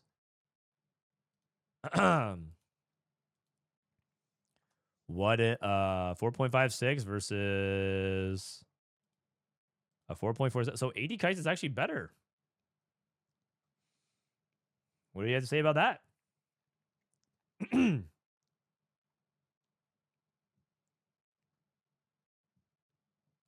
I think 80 Kaisa sucks. Huh, today I learned. The stats suggest that 80 Kaisa is quite good. I mean, my build, there's nothing wrong with my build. My build is fine. The issue that I ran into was that I didn't have the gold to hit. Man, imagine that. We spent 20 minutes talking about a fundamental lesson, and then it turns out that not having econ really sucks. Stage. It's all good. It's all good. We had fun. I also think that I almost made the comeback. It was actually so close. You know what the number one problem with the Dummify is versus Golemify is the dummy that just sits there and doesn't do anything. But the Golem moves and attacks. It's actually really nice. But like this point, I was just struggling. I couldn't actually get anything going. I think I actually built like a reasonable board. And then what happened on 4-2? I mean, if I didn't take reinforcement, I would have been super cooked. I would have never hit my board. Maybe reinforcement on Rift Herald was a little bit unnecessary. Like, what was the alternative version of playing this? Was to go for that's kind of why I felt like I needed combat though, because I felt like I didn't have enough power even if I hit my board. I actually hit my board and I lost. Like, is there anything that I'm looking for? Not really. I actually upgraded almost everything. Like, these units don't matter. So I'm thinking, is there any? So that's why I thought I wanted combat when I was looking at 4-2. Intuitively, it makes sense to want combat there. Because then Kaisa's not actually bursting anything down. I guess instead of Void, I could have played into Noxus. I could play Kaisa, Kog'Maw, Cho'Gath, Swain, Ambessa, Rek'Sai, Briar, Scion. That's 8 units. That would have been 4 Noxus. No, that would have been 5 Noxus. I mean, I could play 5 Noxus, 4 Void. I don't really think that does anything, though. When's the last time that felt like 5 Noxus was really good? I guess it does make the emblem better, though.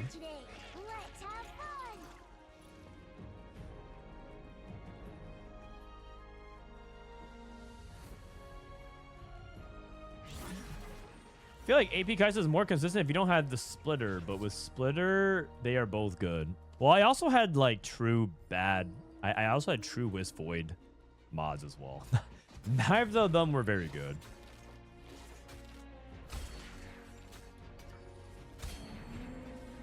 All right. Draven and Zoe. B patch will be out later today.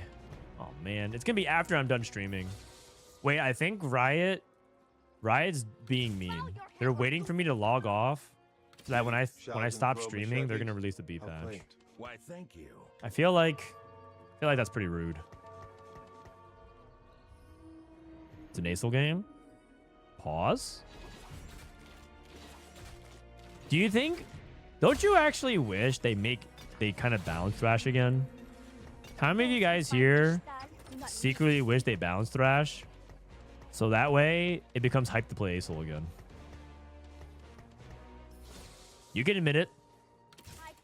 You can admit it. If they balance Thrash it, then it's all of a sudden it's hype to try to chase ASL again. I have no frontline units.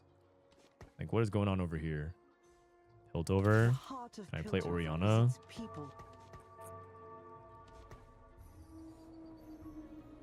It could be worse. You could be playing High Guard. The new game? Isn't that the game from Titanfall? Like the Apex Legends guys? Is that bad? I thought people liked it. I would have preferred you in cuffs. Take this. All right. What do we got? What do we got? Team building, slice of life, agent's virtue. Okay. Oh, wait. We have multiple augments here. Scouting party. I'll roll this. Okay. Slice of life. Okay. Please vote in the chat. 1, 2, or 3. 1, 2, or 3. The poll is down, so I'll just go off of eyeball. Uno, dos, tres. 2, 3, 2, 2, 2, 2, 2, 2, 3, 2, 2, 2, 2, 1, 2, 2, 2. Okay, everyone says slice of life in 3, 2, 1. So we get slice of life. Echo. Okay. Can I find a way to play this?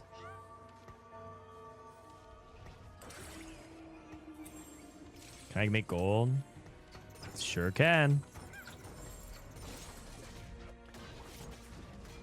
Maybe a Warwick game? Anyone excited for some Warwick?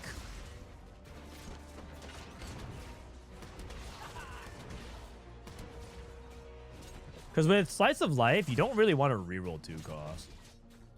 And so I have Titan's BT components. Like, nothing wrong with that, right? So I'm holding Zon, holding Kiana. Kiana can be my Titan's BT holder, and then go from there. What's my void? Jin. Doesn't have to explain it. Looks like a Diana game. I also could go Diana. When's the last time you guys seen Diana? Like true Diana carry, not ASL Diana, but true Diana. Yeah, it also could be a Diana game. You're not wrong. Believe it or not, I still rather play Diana than Yordles. Still rather play Diana than Yordles.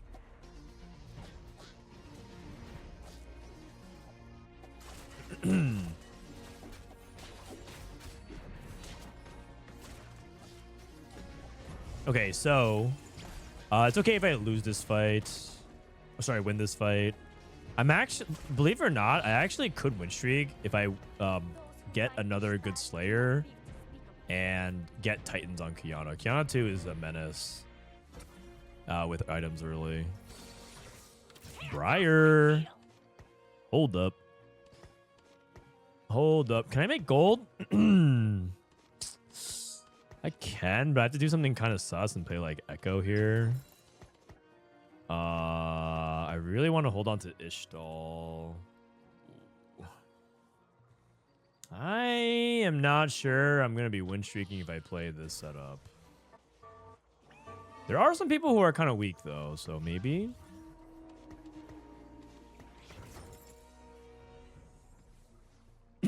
I think I win this fight. Patience is a virtue. Into the Aurelian soul. Choyoyoi. I'm almost masters playing mostly Teemo reroll. Hopefully I get there. Good luck, buddy. You got this. You got this.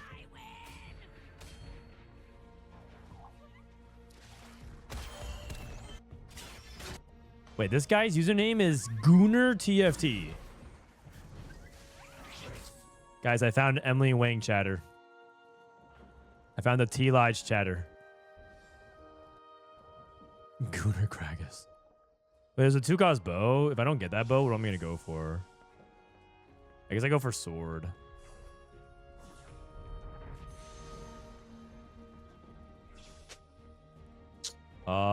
Sword it is. Maybe Jinx is okay.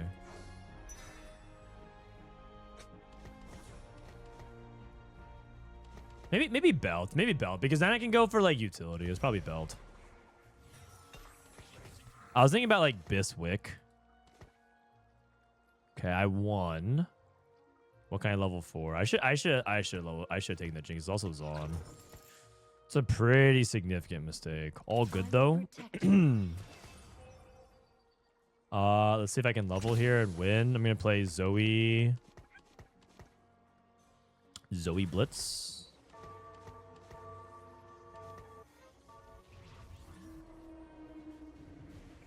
Should I Sam Edge of Nights? Nah. I'm not the best player, but I'm trying to learn as I play. That's all that really matters. The number one thing that you should have, my tip for you as a budding TFT player is play to learn. Play to learn, play to have fun. Way more important than play to play a climb. You'll naturally climb, like a lot more.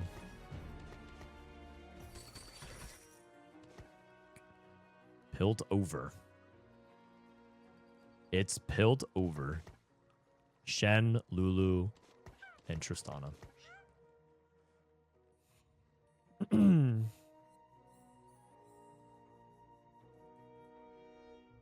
Yorick 2. That is really scary. That is truly very scary. Kind of want to play Loris, but...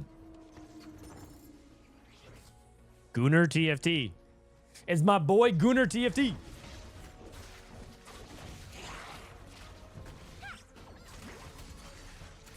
It's kind of funny that I feel like gooning has become sort of like a... How do I describe it? It's like not... It doesn't sound like a bad thing to be called. I feel like people are supposed... I feel like it was originally framed as something to be bad, but now it feels like almost like not a big deal. Because it's been so commonly cited as like a way of life for a lot of people. AVP 6? I mean, my first game, they made me click Dummify. What am I supposed to do?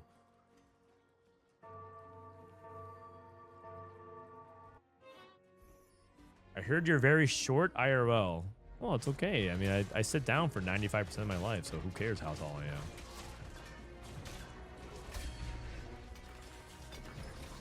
I wouldn't consider myself very short. I guess if you compare me to like volleyball athletes, I suppose I'm very short. Or like the average Dutch man. Sterix gauge, okay. Seriously though, why are the Dutch so tall? I don't get it. That part I don't understand. What are they feeding them, man? What are they feeding them?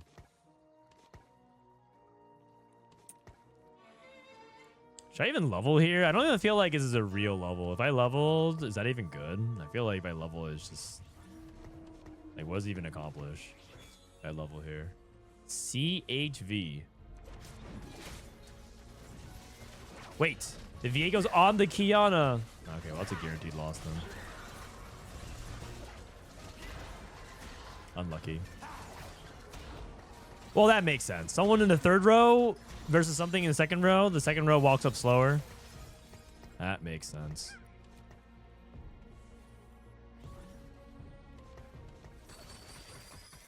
Okay. Warlord's Honor. Best Friends. Exiles. Okay, these are all pretty solid. 1, 2, or 3. Know Your Enemy, Silco's Revenge, or Bronze for Life? What would you guys want for some Warwick gameplay? What do you guys think? 1, 2, or 3? I truly believe it's the dairy. Milk, etc. If you see the diet of all tall country, it's their primary dairy. It's cheese and bread, huh? Ooh. Okay. Okay. Hold up. Kind of hype, kind of hype. Kind of hype. Okay, now I just need Jinx. I should have taken the Jinx as well because that's also my access to Warwick. Why didn't I take the belt? Okay, but if I took the belt, I wouldn't have Steric's Cage then. I'll get Jinx. I'll get Jinx again. Okay, you guys must really love me. You gave me Silco's Revenge. Although Bronze for Life is also very quietly one of Warwick's best augments as well. Bronze for Life. Oh! Oh? What is this? And Mel Pivot? They haven't buffed her yet though. They haven't buffed her yet though. Damn.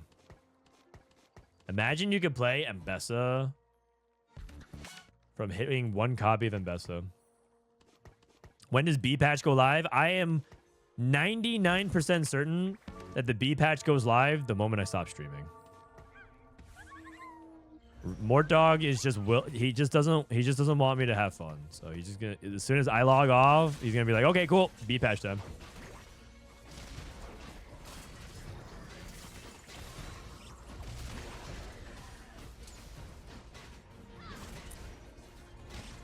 I win this fight, right? Zoe 1. 2 item Kiana. I know I'm lacking some util, but I got some Silco's Revenge. Silco! Dude, Silco and Victor. When are they going to put Silco into his KO? Well, what are you waiting for? You guys want me to get off right now, right this moment? You guys don't get to even see the ascension of Dog? No payoff? This guy's going Bildgewater. This guy's going Kaisa.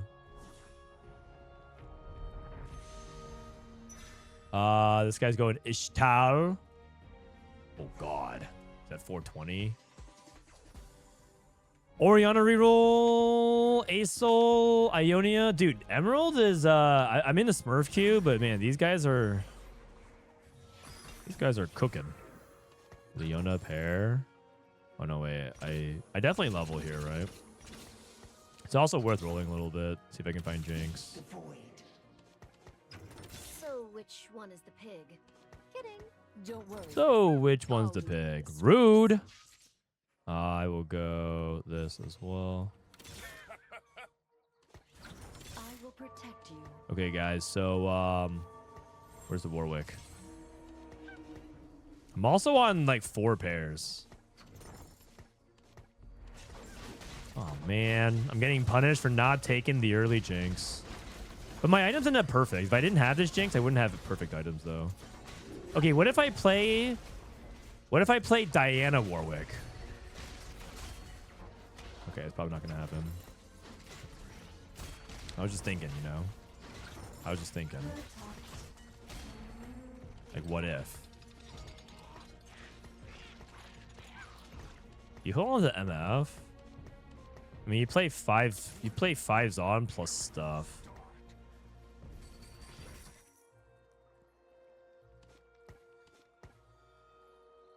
I mean, Lores 2 is Lores 2, but I have no Warden for him.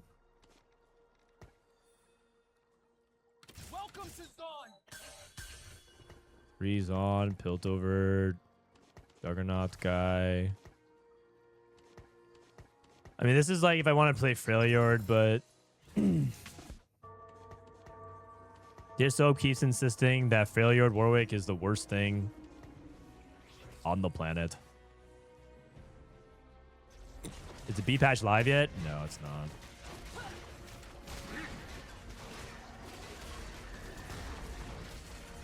I mean, my spot's still fine. I just like rolled on 7 because I want to get stronger and hit maybe Warwick, but was not meant to be. It's all good. Frodan is still streaming, so there's no B patch. I'm telling you, man, the moment I log off, they're getting back in. It's a target. It's target harassment. No, that's not true. Riot loves me. There's no way I sit here glazing them all day over every small victory, and then they hate me like that.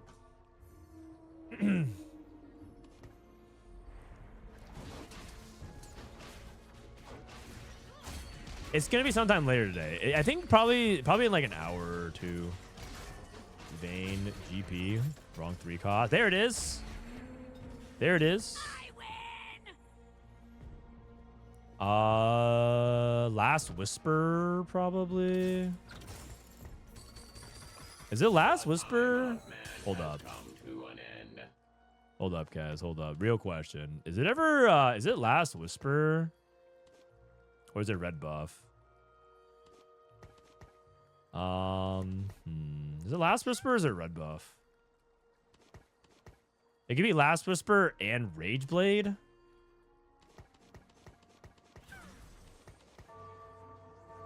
Ginsu's for Ziggs. Oh.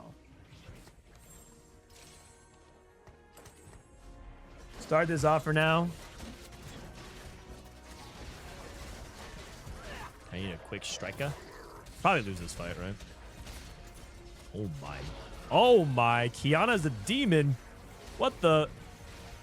Are you guys seeing this? Nope. What do you mean no? You were right there.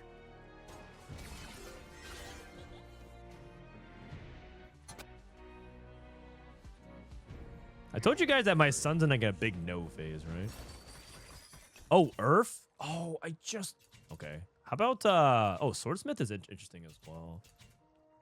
Oh, nah.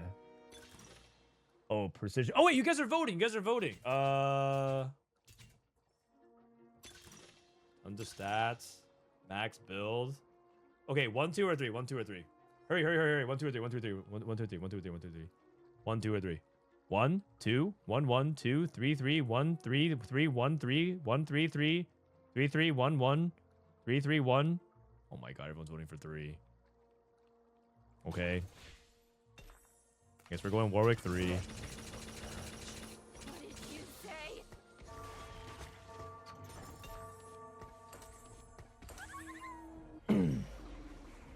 Who just said no? I think, was that Kiana? My son's in a really big no phase, so like everything that we say to, even if he wants it, he just says no.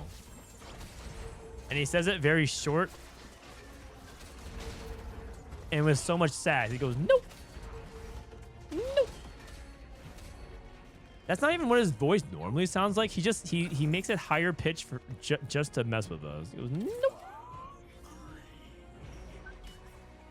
Sometimes he throws his head back like, nope. Okay, where's the where the Warwick at? Seraphine. No one keeps time like you, Echo. No one keeps time like you, Echo. Ya cutie pie.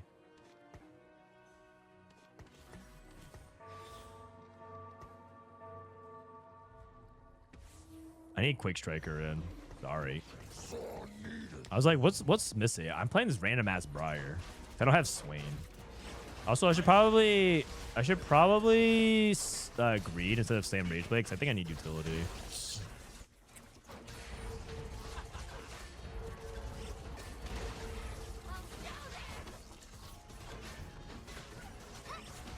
Come on, Warwick. Do your thing, Warwick. Dude, imagine if I had Precision and Grace, though. Oh! Oh my god, the sisters! Just got a knack for ruining The sisters. I need better frontline. I don't want to sell those lures and Braum because I don't have any frontline otherwise, so. Okay, I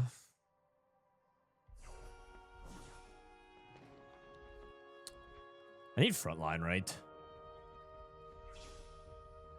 Maybe. Oh god, I have nothing here. I guess I could just take max gold here. I'm gonna take max gold. What's the matter, little man? Rage Blade? Yeah, I'm not so sure that I want Rage Blade right here, but kind of want Warwick. Where the Warwick at? Kneel before me. Kneel before me. Ambessa.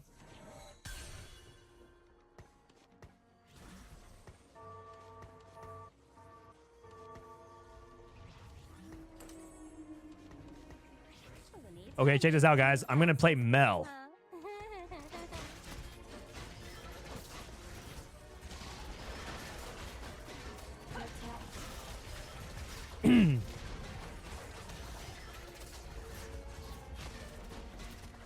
Melwick. Oh my god, this setup is so bad. How come I can't hit Warwick 2? Where's the Warwick 2, man? Where's my Warwick 2?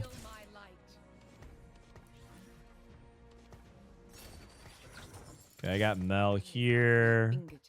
Show me all that you have learned. I have this. Jinx 2. You changed more.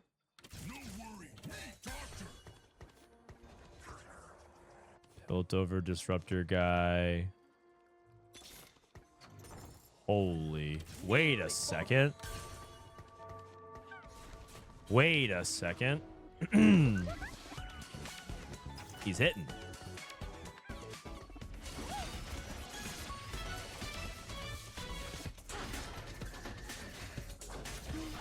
Also, where's my Warwick 2?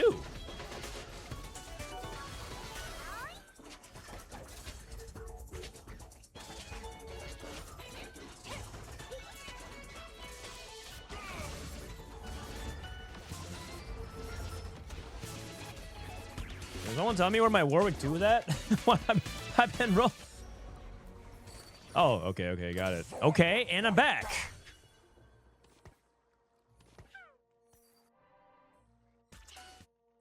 If I just survive, if I find one more Ambessa and I survive for the next stage, I have Ambessa 3. With no tank items. I don't want to replace Vi because she has better synergy with Warwick.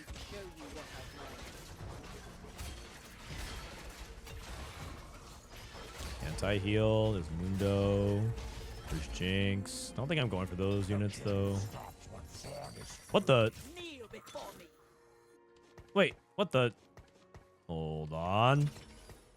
Hold on. Now I just need to win, right? So I get Morello, I guess. I have red buff. Red buff is probably better. So I can reforge this then.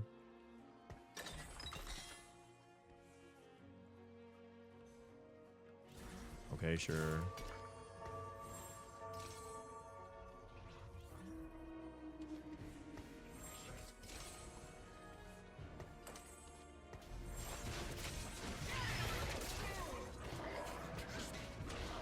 I probably should just roll now.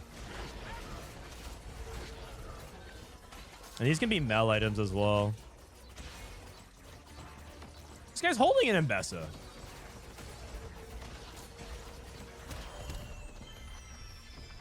Bisvi. Yeah. No, I know. Bisvi. Laugh out loud. Bisvi. What, a rat? I don't think that guy is ratting. I think I have all 7 Ambessas.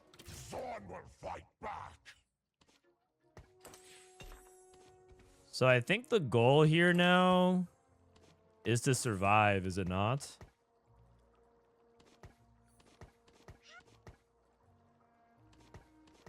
I'm pretty sure the goal is just to survive if I can.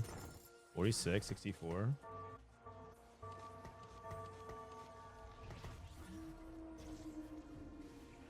Ping diffed.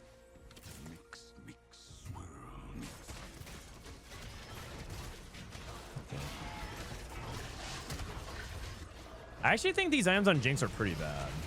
I'd rather just I don't think I can beat this guy though.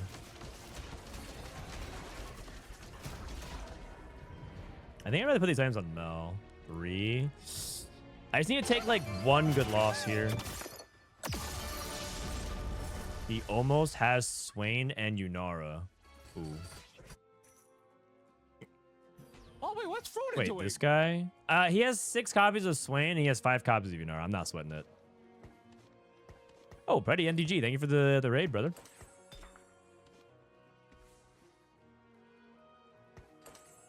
Am I crazy? I kind of want to just like... I kind of just want to play like this. I know that I lose a little bit of Zon value.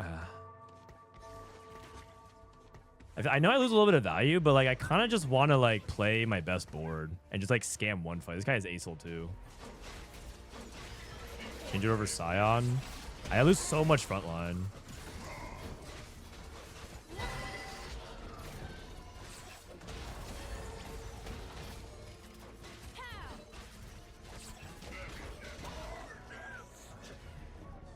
$28. I need to win one fight. I don't think I can win one fight. That's the problem.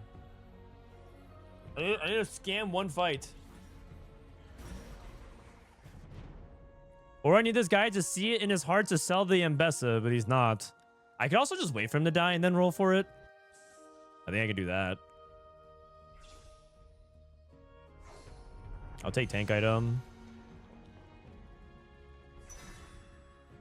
I'll take tank item here and then level play Kindred. Call it a day. Probably cut this guy. I mean, is Vi Warwick even worth playing?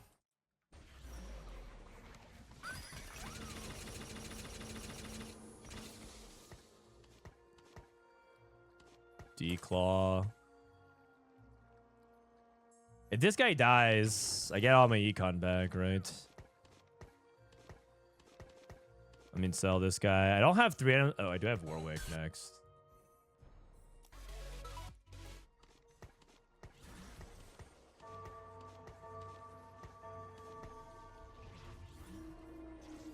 Yeah, screw you guys. Wait, he has Ambessa too. Damn it. This is the guy I need to die.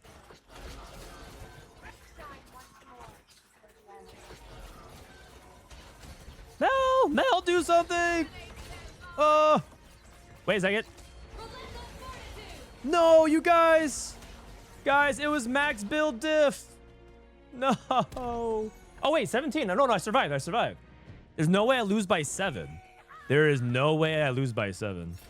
Oh, okay. What's Mel at?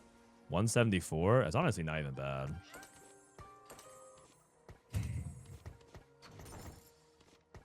Okay. And now I go up against Gooner TFT.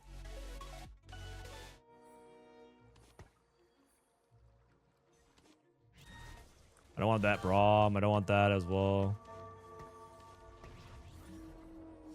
Roll, no? Wait, why? What am I rolling for?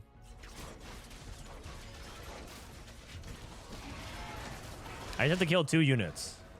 Surely I kill 2.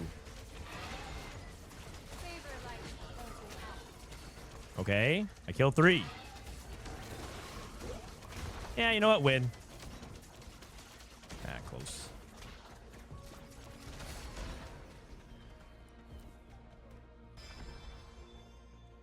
Okay, so I need a Vanquisher. Okay, so I have Ambessa 3. If I don't have Vanquisher, it does a lot worse. So I think what I'm thinking of is cutting Vi, because Warwick doesn't really matter. Maybe just cut both of these guys. I mean, it is Warwick at the end of the day.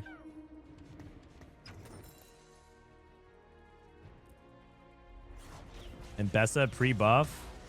Guys, it can't be that bad. It's just not that. It's just not allowed to be that bad.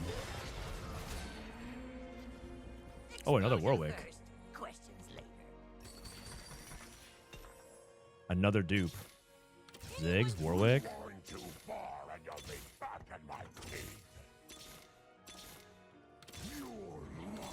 Scion. Let us end this mockery. Gonna do it. Hey.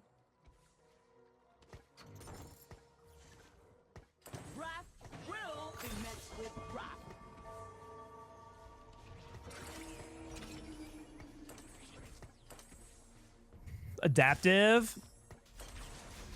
Ambessa 3, baby. Woo!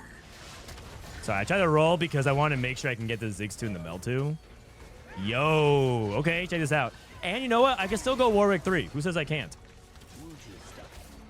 Oh yeah. 21k. Okay, now how do I print my Radiant item? Wait, this guy has another Acel too? This guy going for Acel 3? Hold on 1 second. 21. I get my Radiant item next turn. Which is better, I guess.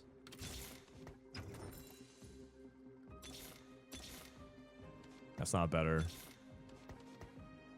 Where the Warwick at? Where the Warwick at? Gunslinger? Probably not.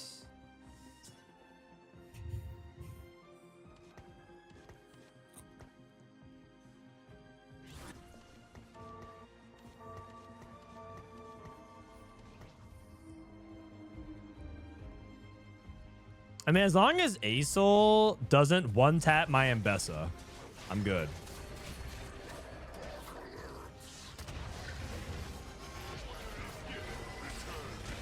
My Ambessa is getting 2-tapped. Oh! Oh! No! You're kidding me, man. You're kidding me. Oh, my God. So silly, man. So silly. Is there anything wrong with the way I set it up? I don't think so. I had to declaw and everything, absorb it. Strong third. Thank you.